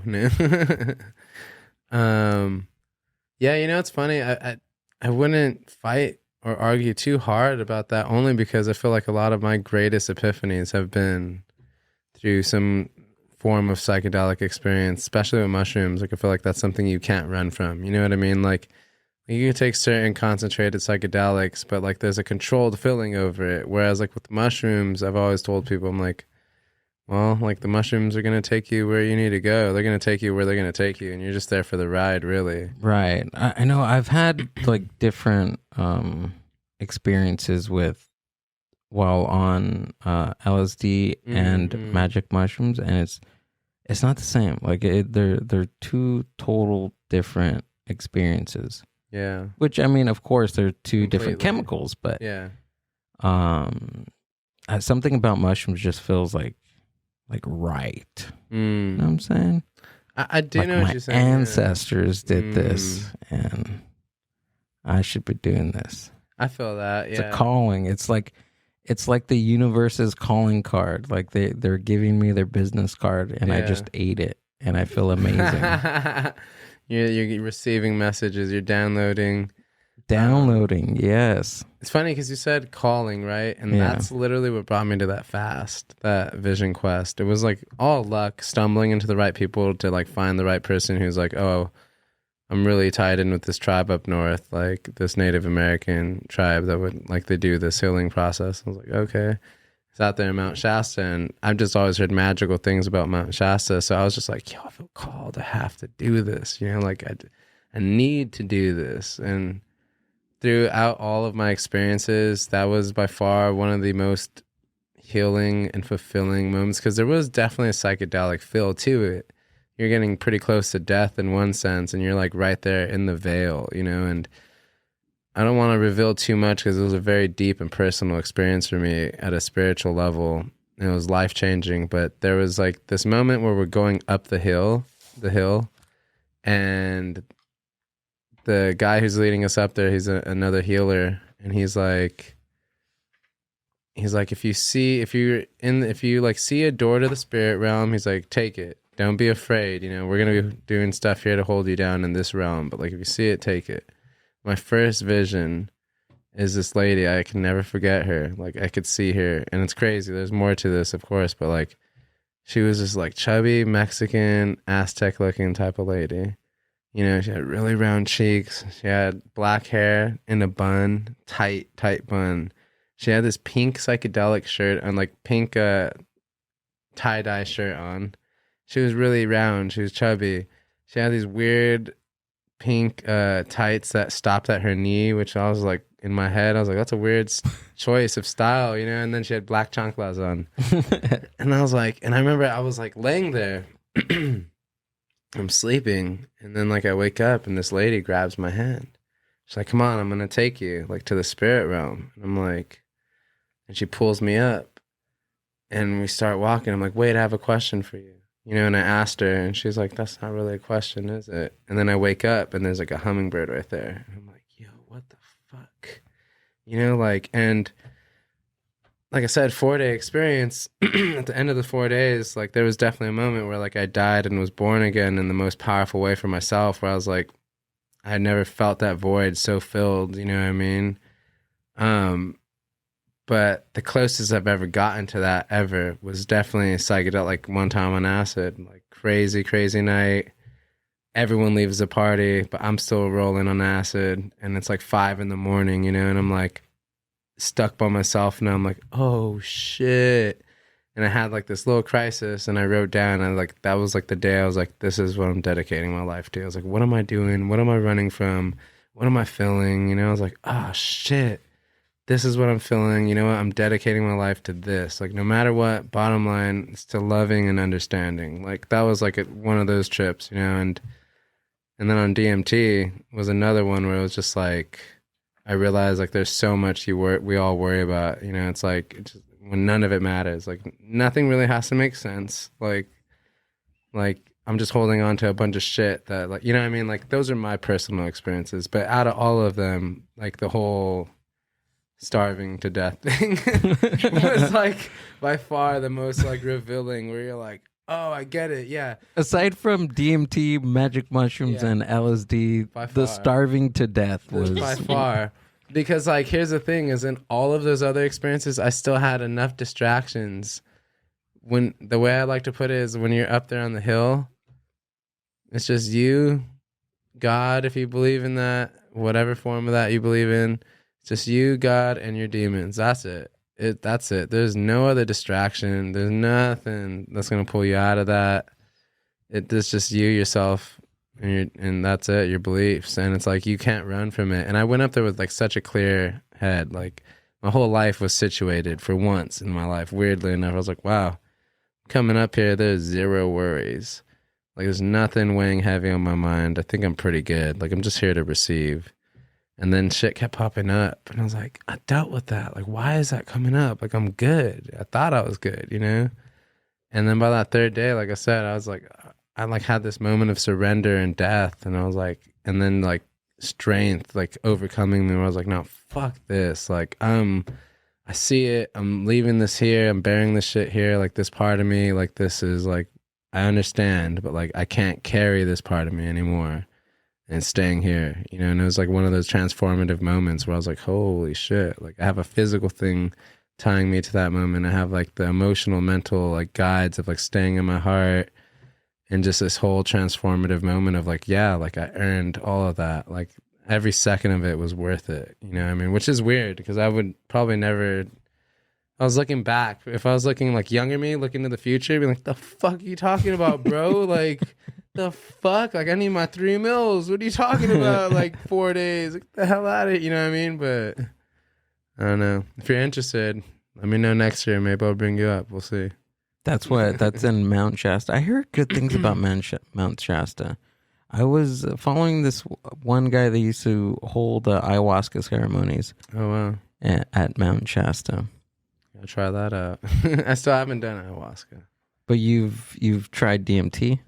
Yeah. Okay. It's probably it may be different because the ayahuasca is a brew Right. versus just smoking it right in a bong. Well, I did the vape. The vape and the bowl. The bowl one was where I had that massive breakthrough, where I was just like, in this room, nothing made sense. I was like, what the fuck am I doing here? And this thing came to me. He's like, look, man, not everything has to make sense. Like, and I was like, oh, yeah. Is it true what they say about the DMT, about how it brings you into like a alternate reality and seeing like machine elves and all that crazy stuff? Oh, Was it yeah. like that for you? I've done it a few times. There's one time I saw like this machine, electronic looking fairy lady. It was just like, we're all one, baby. Like, she just kept repeating that, and she was just, everything was morphing, and I was like, holy fuck. You know, but the real life-changing one where I was just like, well, I don't really need to do this like anymore. Like, I'm good. I got the message was received. Like, Yeah. thank you. It was intense. Like, I did this thing, like, I had a pipe, I put weed in it, and I had like the actual DMT powder, and I like sprinkled a good amount on there. And they say like, take it 3 hits, right? So you rip it, inhale, you exhale. Before you even take a breath of air, you just hit it again, you know? And so by the 3rd time you're doing it, and like, I remember my head started getting heavy. I'm like, oh man. And I like blow all the smoke out. I'm like, I gotta put this pipe down. I'm gonna drop it. You know, I'm like putting it down. I see all the smoke rising. My head's getting heavier and heavier. And I just lay back into the couch, and I feel my head getting tighter. And I hear this noise like a tea kettle going, ee, and then it's just getting higher and higher, the pitch, while the pressure in my head is getting tighter. And I'm like, holy shit, what's happening, you know? And then I just like blast off. I'm like this red beam of light coming from here, and I shoot through my forehead, through through the fucking apartment, and I'm going through the sky, and there's like this crusty old like gate that's chained up on clouds, and I burst through this shit. I swear to God, this is all I can remember. Because like while I'm that red beam of light shooting through, like there's so much happening, so many emotions I can't even recall. Just being like, what the fuck? Like anger was coming up a lot for some reason. I burst through this fucking gate, right? And then I'm in this pitch black room. And there's like these 2 screens in front of me. And they're like this. And one is like a triangle and this one's a triangle, and they flip. And it's a square and it's a square. And what I'm seeing inside of these screens are just people in different parts of the world. People I've never seen in parts of the world I've never been. And it keeps doing this. And I'm just like getting angry. I'm like, what the fuck am I looking at, you know? And then I just feel something to the left of me, and I look, and there's just like an ocean of Post-its, yellow Post-its. And there's some invisible entity like surfing through them playfully, like coming at me a million miles per hour. And while it's doing this, it's like just like injecting me with this message like, hey man, not everything has to make sense. Not everything has to make sense. Not everything has to make sense. Like a billion times, dude. Were you hearing that, or Yeah. were you? Was it something like auditory, or is it just like No, it was that like message this was? person was like telepathically like just okay. saying this a million times to me as they're like flying at me, and I'm like, what, you know? And I'm like, shit, like that's true though. Like I don't have to make sense of this reality. I mean, there's a long story. My whole life I had my first existential crisis at 7, you know what I mean? Like, and I was like angry at my mom. I was like, why are we here? You know? And she's like, I was like, no. Why am I here? Like, why are you here? Why am I here? Why is anyone on this fucked up place? Like, I was like, what is going on? So like, since then I was like, why are we here? You know? And this entity is just like, dude, no, like none of that has to make sense. None of it needs to make sense. Like, and I don't know. I remember I opened my eyes and it looked like I was looking through like a galaxy like filter. Like everything looked like outer space in the room. There's like an electric clock on a neon looking clock on the wall that was like spinning backwards fast. And I was like, this is too much. And I closed my eyes again. And then I like gradually faded out of that.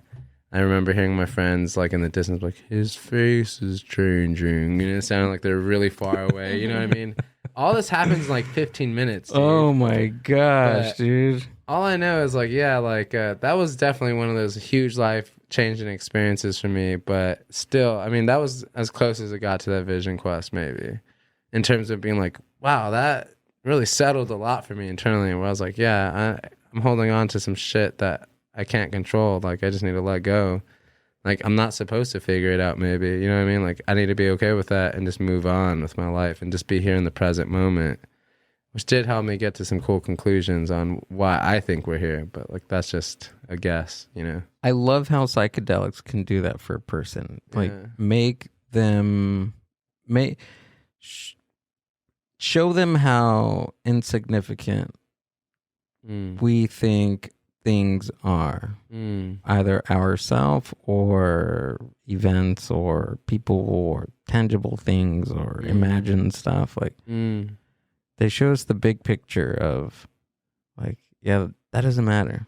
Yeah. Like that little thing that you worried about, like it doesn't matter. That person that you worried about or that person you think about, oh wow, life goes on. It really does. And Right? yeah, it's all about what you make of it, right? I mean, I'd like to say life is breathtaking, beautiful, and equally as unforgiving. You know, and that's just the reality of it. Like, some of the most fucked up shit happens sometimes, and you're like, I mean, that's where I was as a kid at 7. I was like, why would God do this? You know, like, this is horrible what we're experiencing right now.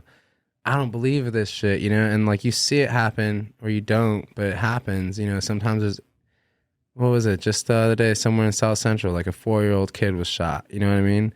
That's fucking horrible. You know what I mean? Or there are people being trafficked. Like God, like life can get really disgusting. You know, like sometimes you're the best person and you just got hit and you're crippled and you're like, why? You know, there might not be any rhyme or reason to it. That's just reality. Like sometimes you just, you know, you have a moment of just awe and you're like, this is beautiful.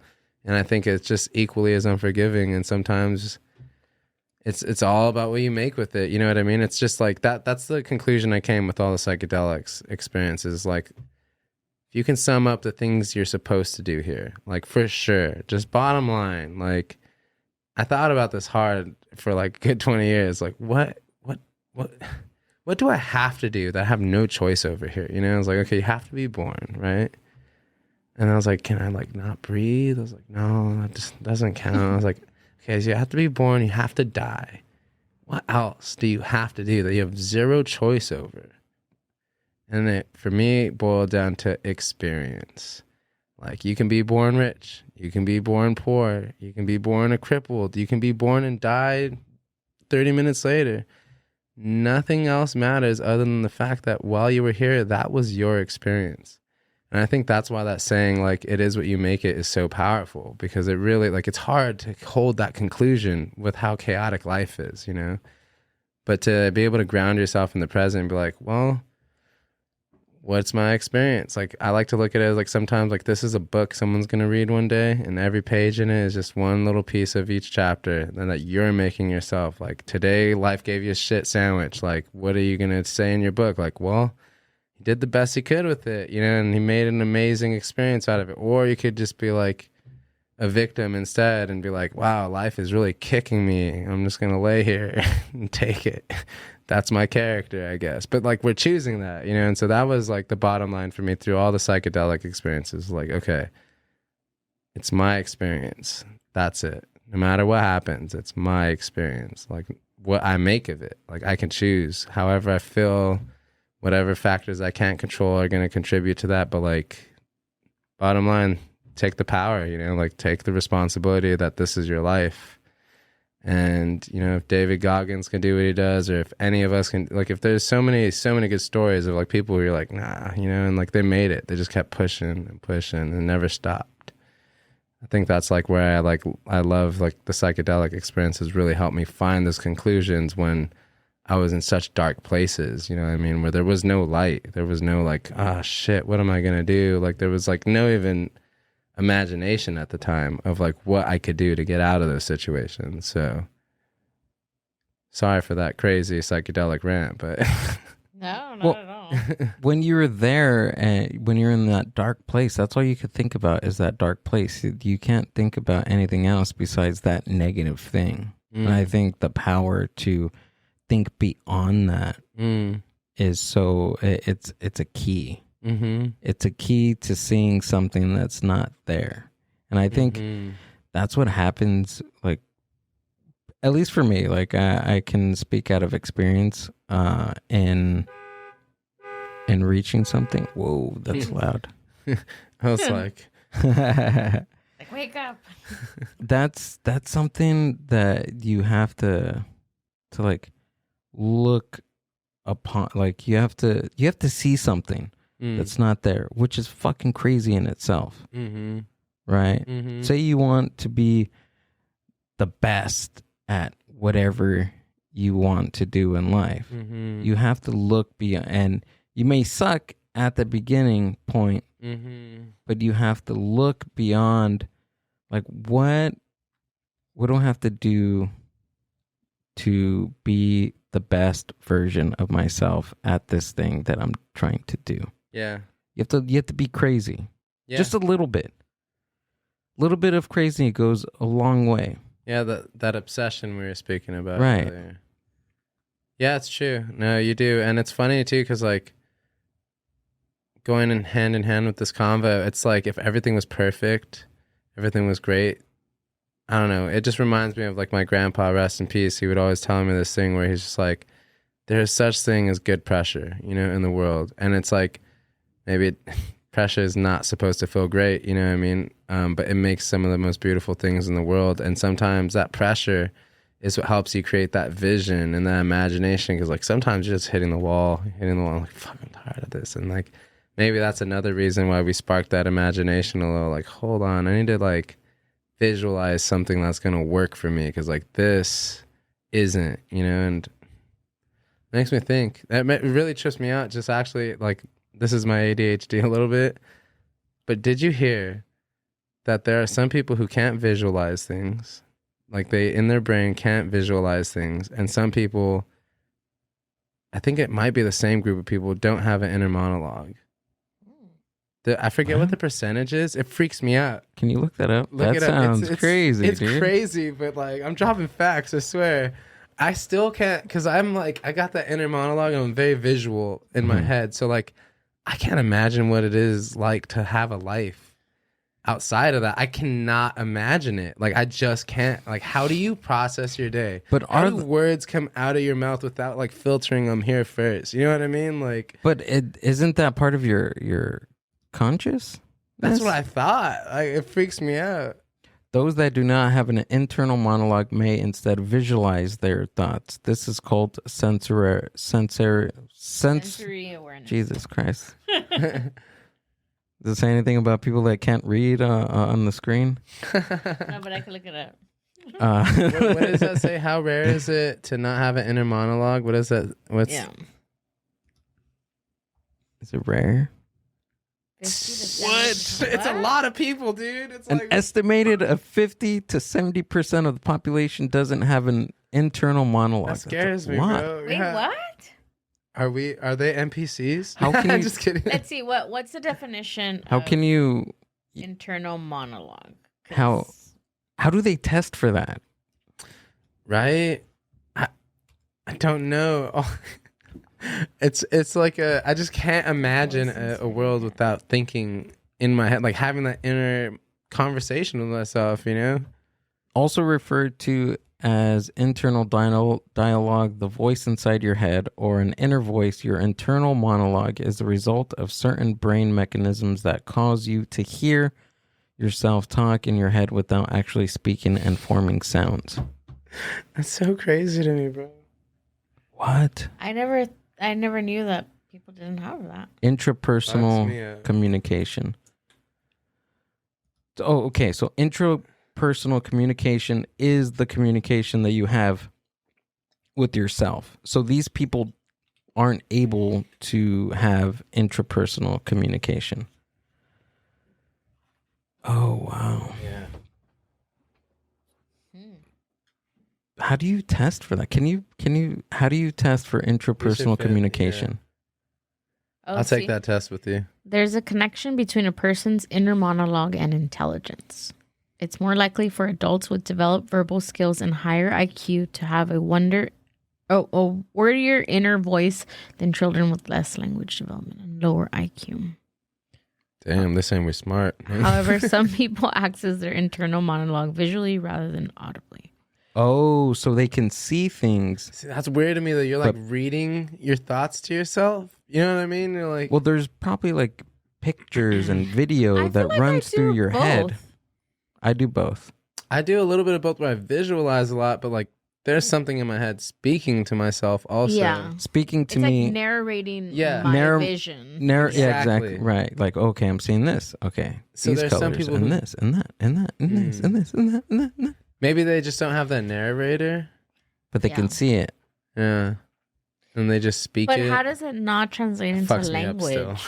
Because I feel like even if you're looking at something, anything, right? Anything. Right now I'm looking at the screen and then I'm thinking of like the screen and what it looks like and this and that. Like I'm talking still in my brain as I'm talking. I can't see someone visualizing something and not talking about it. Yeah, no, that's where I'm at with it, and that's where it messes me up because I just can't imagine it. You know, like I just can't imagine. Like, yeah, it's difficult for me to wrap my mind around because I'm just I'm very loud in my head. There's always something, some chatter. You know what I mean?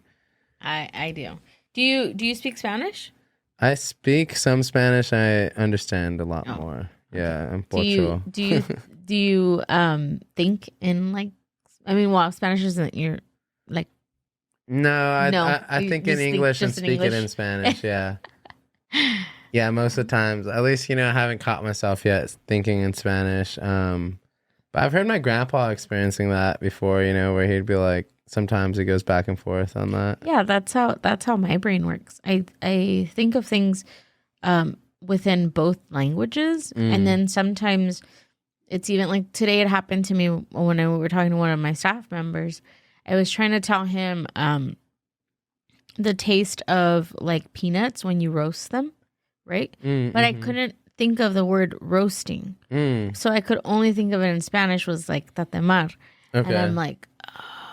And I like I could not for the life of me think of roast because my brain was thinking, I knew what I wanted to say, but it was thinking in Spanish, and the Spanish part of like my words were not letting the English part That's kind of. funny. And I mean, roast is like such an easy word. It's not like it's a complex word, but I could not for the life of me think of the word in English. And I was like, when you put it over the fire and you put like a pan, like I had to describe what it was, but I still could not think of the word in English. And he's like, oh, roast. And I was like, oh, yeah, That's funny. fucking I roast. hate how there are Spanish words like that, though, because, like, whenever I'm trying to communicate with my grandma, I'd be like, hey, ¿cómo se dicen? And then try to describe it in English, and she's like, nah, dude, there's no word for right? that. And you're like, shit. Like, I don't know how else to tell you. I agree. I don't think that every word in English has a translation for it in Spanish and vice versa. It's like Doyers, there's no other way to say it. Another way to say it. So look, here, signs you have an inner monologue. So talking to yourself out loud, hearing your voice in your head while reading, complete with tone and effect, rehearsing conversations or presentations in your head, having conversations with yourself in your head. All those boxes checked for me. Me too. What about you? I'm doing that all the 1 through 4 right now. You're like, all at once. So I'm good. All at once. Do you want to see that dolphin video real quick? Just so you know I'm not full of shit. So we could just fact check everything I've said here today as a sound. No. So people that have not full of shit. No. inner monologues is only 30 to 50%. What? Yeah. Wow. So So we fall in we're the that. weird ones then. We're odd. Is it weird that most of my Or friends maybe- have inner monologues and that's... How about this? How about what if what we think is our inner monologue, it's not? No, because I could hear that shit. Like, that was... I said no in my head before I said... I was like, no way. It can't happen? Maybe you attract other people with inner monologues. Right? That would make sense. Naturally, like, we think alike. Although it's funny you said that because I had a buddy. He hasn't smoked. I don't know why. I'm usually that guy. I'm like, want to smoke some weed? And they're like, yeah, I'll take a hit. I haven't, and then like they take a hit. Like, I haven't smoked in over 10 years. Like, shit. I'm like, all right, cool. I'm at I'm 10 days sober. Thanks, I'm at Joe. my step 11 of my 12-step program. Thanks, Joe. You've been so cool. Let's hit Thank that. And my buddy's like, I'm never getting high again. And I was like, why? I was like, I got stuck in my room. And I was like, I wonder if I could think a number, but then say a random other number. Or if I could think a color, like think orange, but then while I'm thinking it, I say red. And I'm just like, what? He's like, yeah, I got stuck for 30 minutes doing that. Don't ever offer me weed again. And I was like, all right, my bad. He definitely has an inner monologue, though, is what I'm guessing from this, from this study Sounds we're like doing. it. And what is this? What's the dolphin thing? Oh, this motherfucker's getting high. But something far more extraordinary seems to be Dude, that shit happening. blows my mind every time. Poor pufferfish, bro. He's When just tapped, chilling. pufferfish release a neurotoxin. Watch, look at their eyes, In dude. high Oh. doses, it can kill, but in small doses, it has a narcotic effect. Ooh. Pufferfish. It seems to be affecting the dolphin. Look at these fuckers' eyes. That's the best part. Tasteful music. They appear totally Damn. blissed out by the That whole fool's experience. lit, bro. Look at him. They're all lit. I'm lit as a dolphin right now. Stupid. That's a new thing, dude. I'm wet as a dolphin. I'm gonna make that shit pop for sure. Oh, that's a good Turns one. in passing the puffer around. I'm dolphin lit, bro. I'm Joe from Rare Hearts. I'm wet as a This fucking is the dolphin. first time that apparent recreational drug use has been documented in God damn, those fools look lit.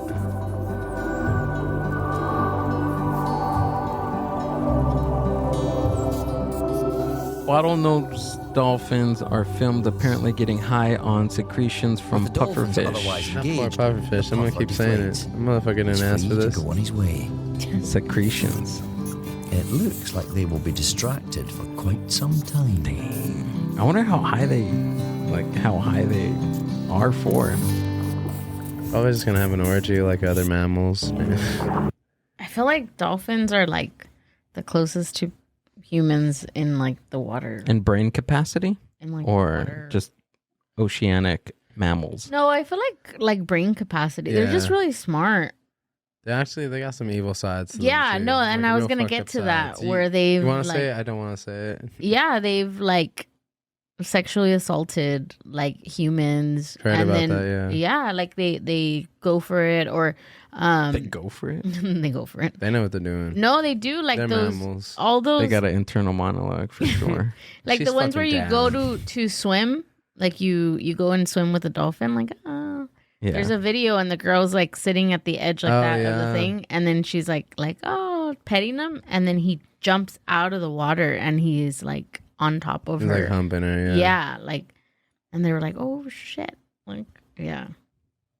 Yo, that's a weird caption down there. Plants that eat animals. Holy fuck. And they're known to gang RAPE. Mm-hmm. That's like their thing. Wait, spell that again. I missed it. No. Gang. Oh, okay. Gang that. Okay. Yeah. Yeah, don't say that. No, I didn't.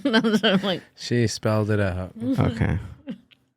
let your inner monologue read that. Yeah, Spell it yeah. out. Wait, I don't have one. I can't.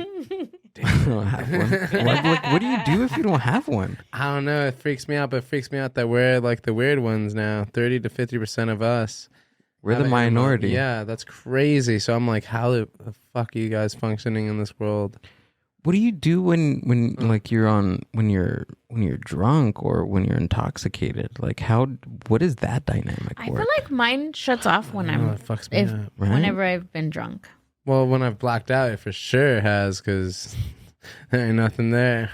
Right. Have you ever seen yourself in a video while being blacked out, though? Mm-hmm. That shit fucked me up. Like, I was like, hey, like just completely like posing. And I'm like, It's like I don't you remember that. yeah, You want to Oh. see one recent? No, just It's kidding. like Yeah, you, let's but see not it. you. Yeah. You want How me to can- show you one of Gil recently? How I can we wanna get see, that on the yes. screen? Put that shit up. How? Yeah. I could send it to the Mind Buzz. Okay, send it. want to? I'll watch it. It'll be cringe, but it's fine. Are you sure? I'm serious. I'll watch. Is it of me Which doing the one? grito? Do you have one that? I have one of you dancing and doing the grito. Okay. What do you want? The grito. Because it's more, I don't know. What do you think? I don't know. Surprise me. I haven't watched any of No, them. the grito one is like a millisecond. Wow. So I So it's like, can't. "Ooh." I can't believe you are. That's 'Cause, fine. He Was- didn't. it was He didn't just even want to see tequila him right in here? my. It was a mezcal, huh? Feed him a mezcal. Did it to you. Yeah. You can't. I'll say yeah. That's good. Let's see. But it was, we were like sipping on tequila, beers, Oh yeah, mixed it up. mix it up a little bit. Joints maybe. And he's over here telling me, he's like, oh, I'm giving everybody shots and I'm only taking water. And I was like, oh, good for you. And then later on, I was like, you weren't taking just water. Taking shots, my boy. Why are you trying to hide it? I don't know. I don't know. I don't know. That's awesome. That reminds me of that. Wait, where did I send it? Uh-oh. Did you send it to? The wrong person. Uh-oh. Dang. Oh, no, there. It went through. It hadn't gone through. Uh-oh. No. Who got it? Oh, no. Boom. Oh. It needs the latest. Wasn't meant to be, I guess. Mm-mm. Dang. Are you? What about? Do you want? Is you can? No, Oh, I because it can't. said me dancing. I was Yeah. like, you can't Oh, it's a hear me video. dancing. Yeah. Oh. I blacked out in Vegas recently. It fucked me up because there was like a good 4 hours I don't remember, but I was just with my buddies the whole time. And I haven't blacked out in years, so I was just like, all I know is this. This is what fucked me up. We get there, we're already like 6 beers in. We get to, was it Fullerton? I forget what, Fremont. I've never Vegased before ever, so they're like, oh fuck it, we'll drink. All right, cool. Do like 2 shots while we're on that strip, but it's like double shots. And I remember being like, this might not be the best idea. I had 2 fish tacos waiting for me in the car because we just got back from a Mexican restaurant. Next day, I'm like, what the fuck happened to my tacos? Like, I don't remember eating them, but there's no trace of them anywhere. Like, I'm just like, what happened to my tacos? No one knows. I don't know. It's still like an unsolved mystery. Yeah, they were now, like, I don't today, know what happened right to your tacos. And I was like, I was with you guys the whole time. Like, I what? wonder what like the science behind that is, because I sneak eat them? because your body, I mean, unless you're like laid out, right? But like when I used to drink and that I blacked out before, like I was like fully functioning, like dancing, drinking, eating, having conversations, and I was out, like I was blacked out. And everyone's like, "Are you serious?" And I'm like, "Yeah, like I only remember to this point." And I wonder what the science behind like your body being able to completely. We have a supercomputer right here, so look it up. Yeah, let's look it up. Find out. I've heard something along the lines of it's like your brain is overheating or something like that, and it's Oh my like it just God. goes into auto control or like autopilot, because it's like based on what your subconscious picks you up doing. So it's like your subconscious trying to imitate Ooh. you as best as it can, Oh, while your like An brain imposter? essentially is going on autopilot, because it's like, it's too hot in here, we're checking out the conscious for right now, or something along those lines. I hope that I'm right. That sounds right. Sounds right. That sounds cool. Your brain when you black out. Let's see. Saturday, 12 p.m. The light burns, your head throbs, Taking and you through have the full no experience. recollection of how you got back home. Don't Yeah. worry, you're not alone. More than half of college students experience blackouts, That's according to hilarious. several studies. And let's be clear, blacking out doesn't mean passing out. You were probably awake and aware the entire night. So then, where Dude. did all those memories go? Dude, what happened last night, bro? Let's rewind to Friday night. Normally, whenever you have an experience, like a conversation, a part of your brain called the prefrontal cortex stores that information in short-term memory. Then another part of your brain, called the hippocampus, weaves those experiences together so they can be stored away as long-term memories. So the next day, you remember the party as a whole, instead of smell of sweat, house music, Jen was there. But here's the key part. Storing these episodes in long-term memory requires special neurotransmitters. But your liquor shots prevent the neurotransmitters from working properly. So, instead of remembering the party, all you have is an incomplete or even empty file. And the amount of alcohol in your system at the time influences how much you remember. Let's say you're a 73-kilogram adult man, and you've done 8 shots in 1 hour. Your blood alcohol content is probably around 0.2% by this point, Jesus. more than twice the legal limit for driving a car. And your brain may still be able to store some memories, 8 so shots? you end That up with motherfucker's got islands of some- memories separated by missing sections. got That's threshold. called a fragmentary blackout, aka a grayout or brownout. So Brown pieces. out. But if you say keep browning pounding out. those shots, it gets To worse. keep pounding. Within the next half hour, you pound back another 4 shots. Found back. Now your blood alcohol content hits around 0.3%, and your hippocampus goes dark, and full amnesia sets in. This is called an en-bloc He's like, blackout. yeah. And once you wake up, that entire night could be blank. Push your BAC much higher than that, and you might die. And yet, your friends might not even realize you're in the middle of a blackout, since the alcohol didn't delete your long-term memories already safe in storage before the night began. So you can still carry on conversations and behave more or less like a typical person. To an extent. Blackouts aside, alcohol can still interfere with other regions of your brain, including those responsible for reasoning and decision-making. So during blackouts, people have crashed cars, gotten into fights, and committed or been the victims of sexual assault. They might just not remember it. That being said, not everyone gets blackouts. Your sex, body weight, and family history all play a role. What? So that could explain why your friends recall the entire night, despite downing just as much tequila. But it won't save them from a wicked hangover the next morning. That brings up two things for me. Like, The first thing is that's what happens when you drink tequila. But when you drink firme mezcal, Sorry. that doesn't and happen. you're right, it doesn't. It's clean. It's clean tequila. What were you gonna say? That One of them was that I've totally blacked out and woke up with like a bunch of McDonald's in my car and been like, how the fuck? It's like, fuck, I was driving? That's horrible, but damn, I went to McDonald's? Like, I don't even remember eating. Like, that's fucked up. So like, we that's know the best part. we know your subconscious likes McDonald's. Hell yeah, and it knows how to get home safe.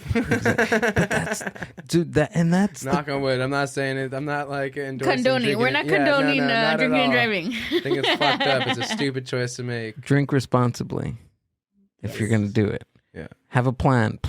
Uber, Lyft. Uber, Lyft, Way call your more. friend, call your mama, call your grandma, your daddy. I guess Hi, it's the baby same. mama. I guess it's the same concept as when you're driving during the day and you're stuck in your thoughts, and then all of a sudden you're home and you're like, "How the fuck did I get here?"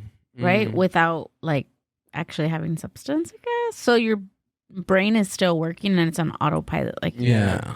That long-term memory remembers who you are and how you interact, which is like so crazy. That's so crazy to think about. Like, you were gonna say something though. About the driving part. You can be blacked out drunk, but still Fucking get home safe and sound. Yeah, That was the worst part of when yeah, for sure. that experiences of that was waking up, the confusion, the cloudy, the whatever, you may feel like shit, but also like, I fucking drove home like this. Like, this is crazy. Yeah, Like, that part. that's the scary part. That the fear of the unknown. Like, what? Like, of course, you could have done something. Could have happened Yeah, from that's point what you A don't want to point B. That life-changing shit. that is Yeah. scary.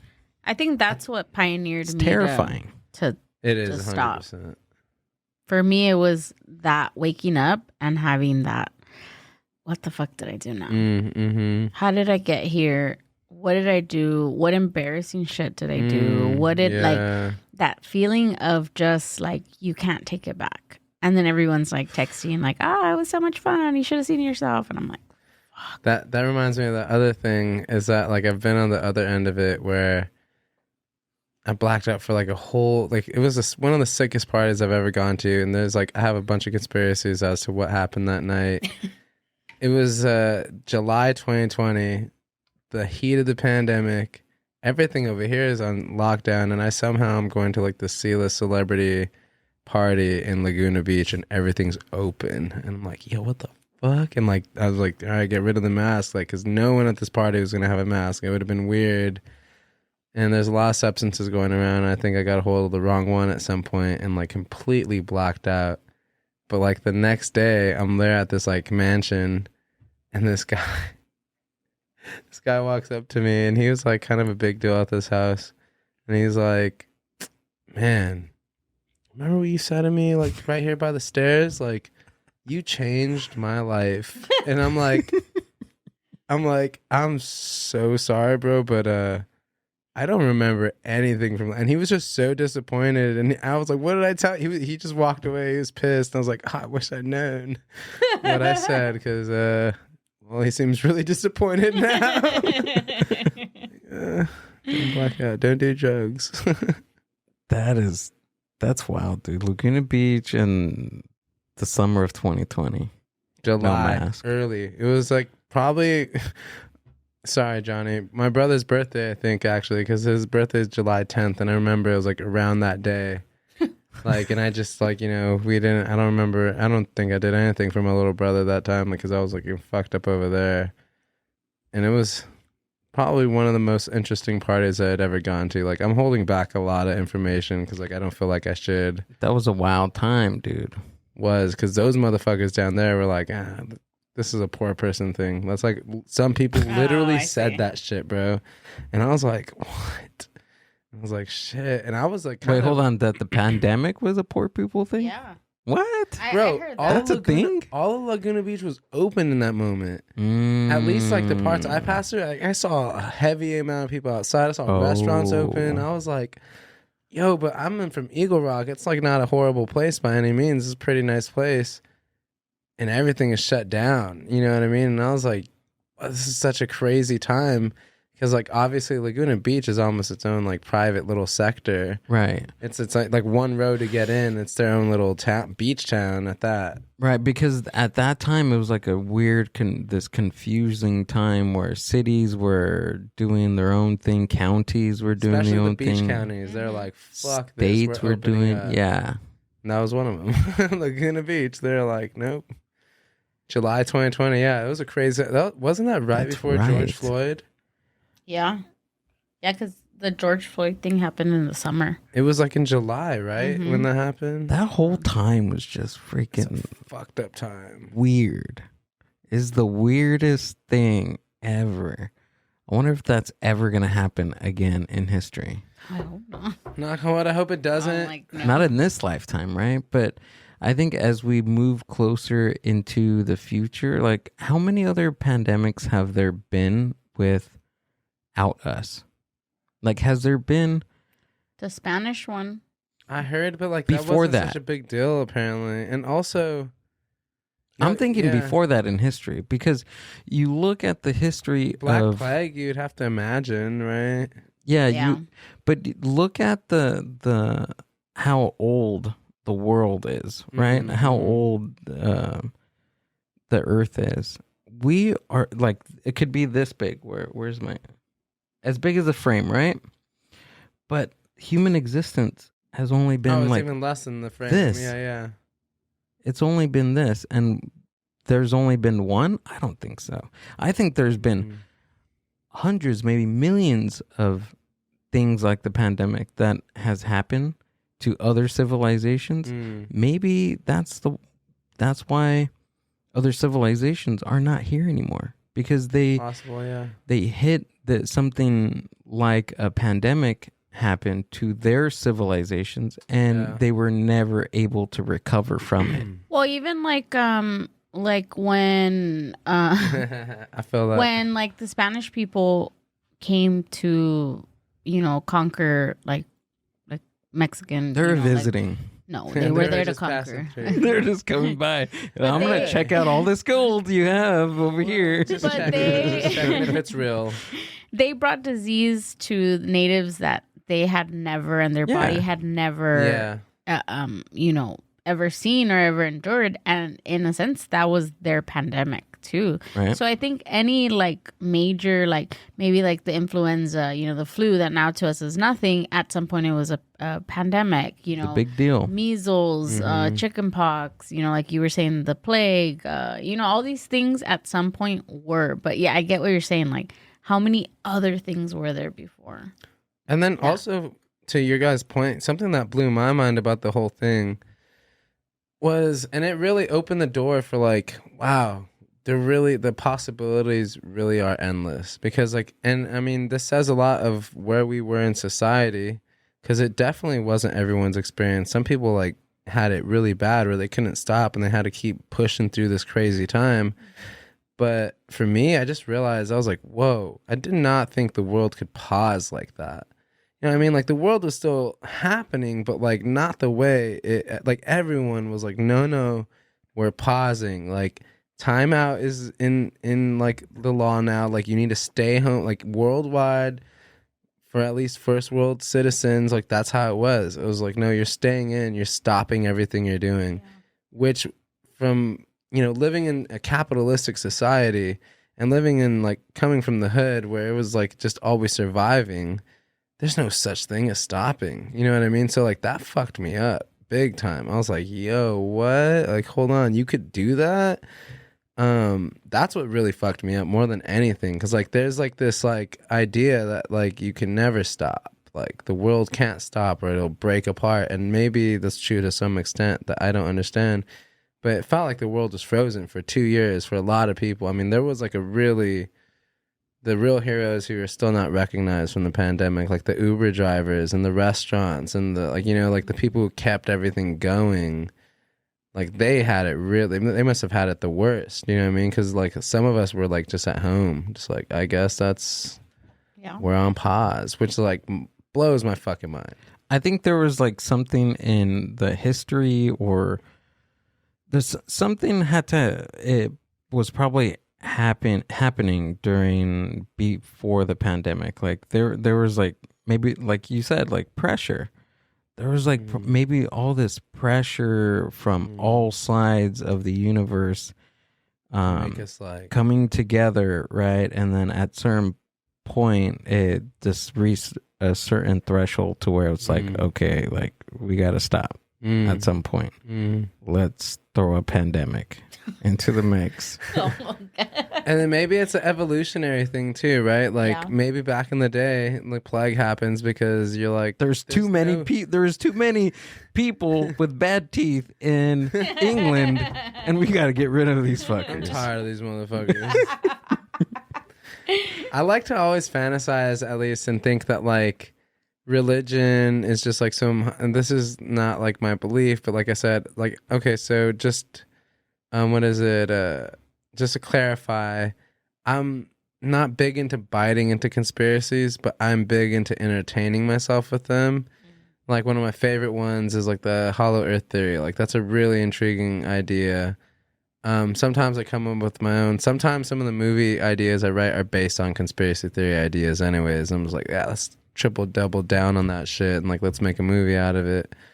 But one of my favorite ones I think of is that religion is just us misperceiving beings with higher technology and higher say in what we should be doing and higher power of knowledge, period, you know?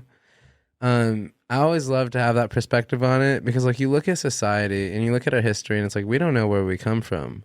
But I think it's to your point, so many societies, either disease or just infrastructure, Famine, whatever, yeah. like imploding on itself. And you lose the history and the technology that they've used. I mean, the fucking pyramids alone. You're Hey, just like, how the 100%. hell did they build that shit? Like, Right.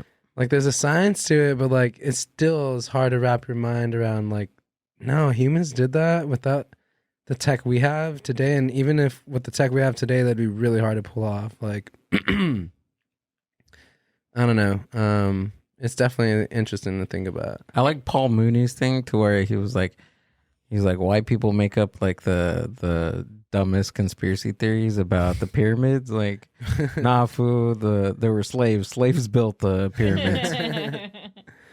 I have to hear that full. Paul Mooney's great.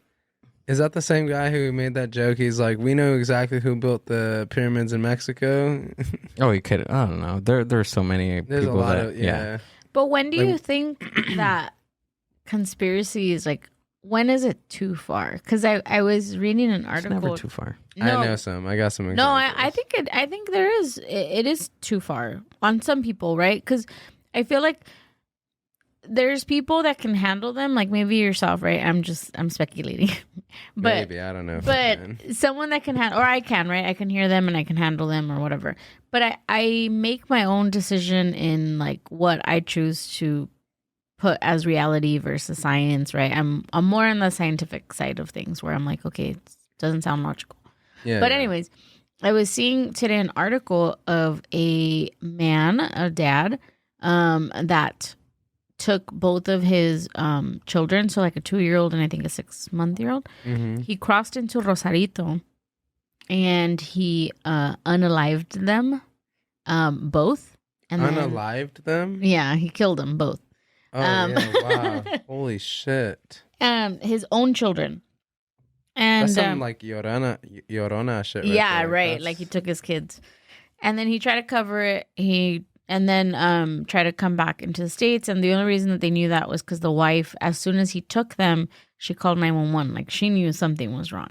So Damn. his text messages to her are like very like, I did it. I did it for us. I did it for mankind. I did it for the survival. They had serpent's blood, and I knew we both knew it. Like, Oh hell you know, no. I'm saving the earth from them and from everything else to come. Like, so they were saying that he was like so invested in conspiracy theories and all this to the point where it made him think that his children were like these Evil? like evil beings, and that he was serving the entire universe by killing them. And I was just like, fuck, like there has to be something psychologically wrong, right? And with someone that like is like that invested, or you just think that they're just like, I think maybe it's just like you want to believe certain things to where you just trick your mind into believing them and find like, because our brains are always looking for patterns in anything that we do. Mm-hmm. So maybe to him, he was finding all these patterns to why his children had serpent's blood or whatever he thought, you know? It doesn't still justify what he did, not but at all. I mean, our brains are weird. They do things to Well, you want us. something to live for, right? Like Yeah. something bigger than yourself. exactly. So my family, like, so I told you I'm writing like a story like that. I'm planning on trying to do a short film within the year if I can, and it's called Bruja. And it's based on real life events that I experienced at my grandma's house. Like, holy shit, this place is like the most haunted place I've ever experienced. And I've lived there my whole life. wow. And the thing is that there are a lot of people who've witnessed things, like they're with me, like that we've witnessed together, that you're like, how do you explain this shit, you know? And you learn, I guess, growing up in an environment like that, and also like my family, we come from Yucatan, so we have like very Mayan like based blood and feel very connected to that spiritual, like, you know, side of things and filling things out and respecting spaces and spirits and stuff like that, at least for me. And I don't know, man, like you experience shit like that, right? And you're just like, it really just, I don't know, for me it just like takes me for a spin, because you're like, it's unexplainable what is happening here. And damn, that mezcal's good, because I lost the point of this. I forgot how I started here. I was like, I had a good point. We're talking about conspiracies, Your grandma's house. Bruja, Bruja. real-life experiences. You said something that sparked that. Patterns that we see. Oh, yeah. We're always things that we finding. wanna- We're looking for things. We're always finding. Our Exactly. brain finds patterns, and it could be. It doesn't have to be a puzzle, but our brain makes us think that there are. You know, there is a puzzle Yeah, and when there's clearly not. And what you said brought me back, because it made me realize like that like I liked those events because it made me feel like, oh, this is bigger than me. Like there's Right. something more to my life. Like there's this crazy thing that's happening. That's a human. That's what we want. That's a human Yeah. need. We need Maslow's hierarchy of needs. We need to be a part of something. Yep. We need it. Community. Whatever it is. It's true. And it's funny because like all the haunted shit that's happened at that house that we've all experienced, people related to us and not, we have very specific memories that tell a story. But I was looking into it, and there's this thing about like memory via association or something. I forget what it is, the specific term, but it's essentially talking about people creating false memories because you've heard so many similar stories growing up. So for 20 years, you hear about everyone has one little story about how they experienced something weird and off-putting there. And because you've heard that for so long, it's reinforced this whole idea and entity and or imagination that there's this bigger thing happening there.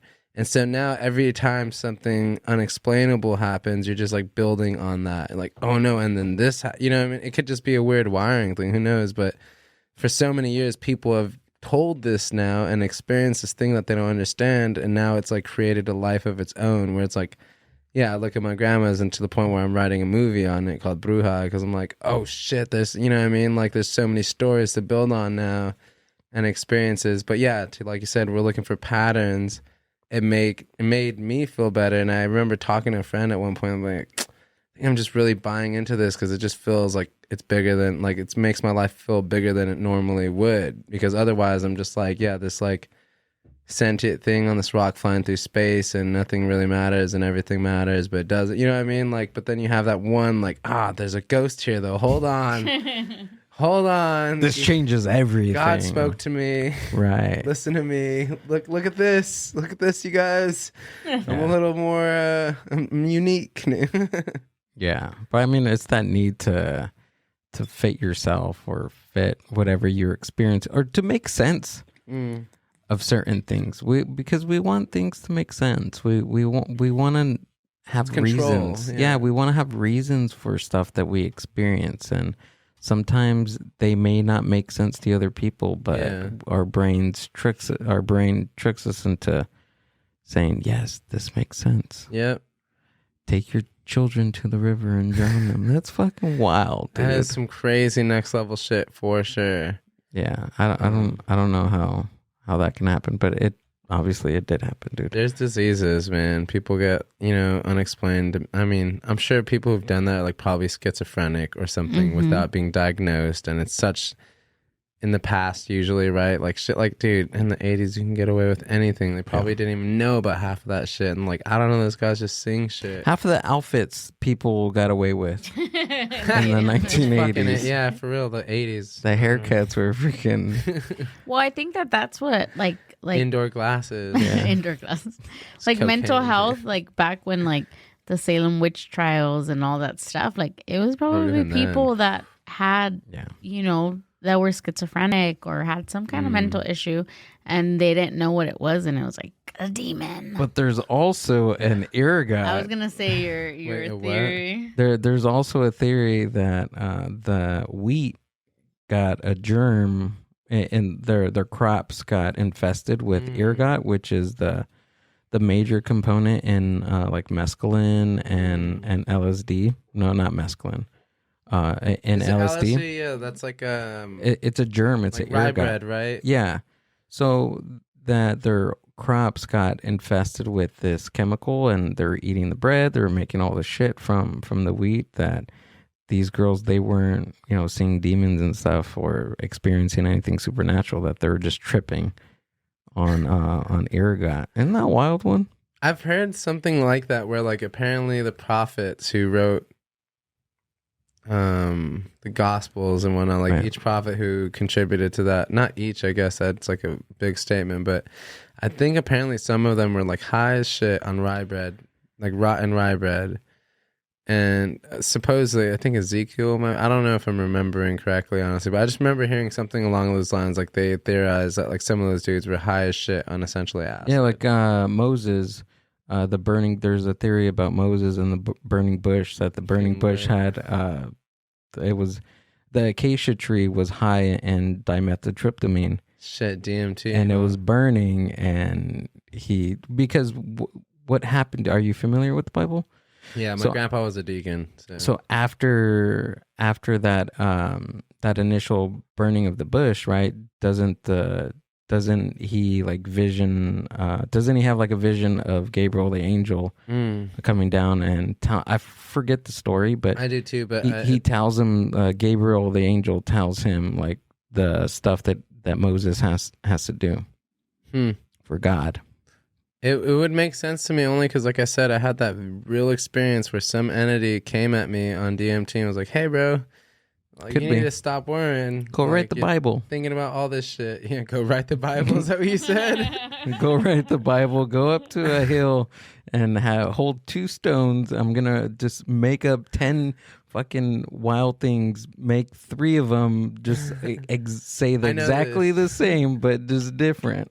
I know this is I can survive 4 days, no food or water. I think I might be able to receive some kind of messages from high as shit up there. Yeah, you have to. Might be able to go a couple more days. Another book reference is you have to check out, if you're interested like in like the Bible theories and psychedelia, check out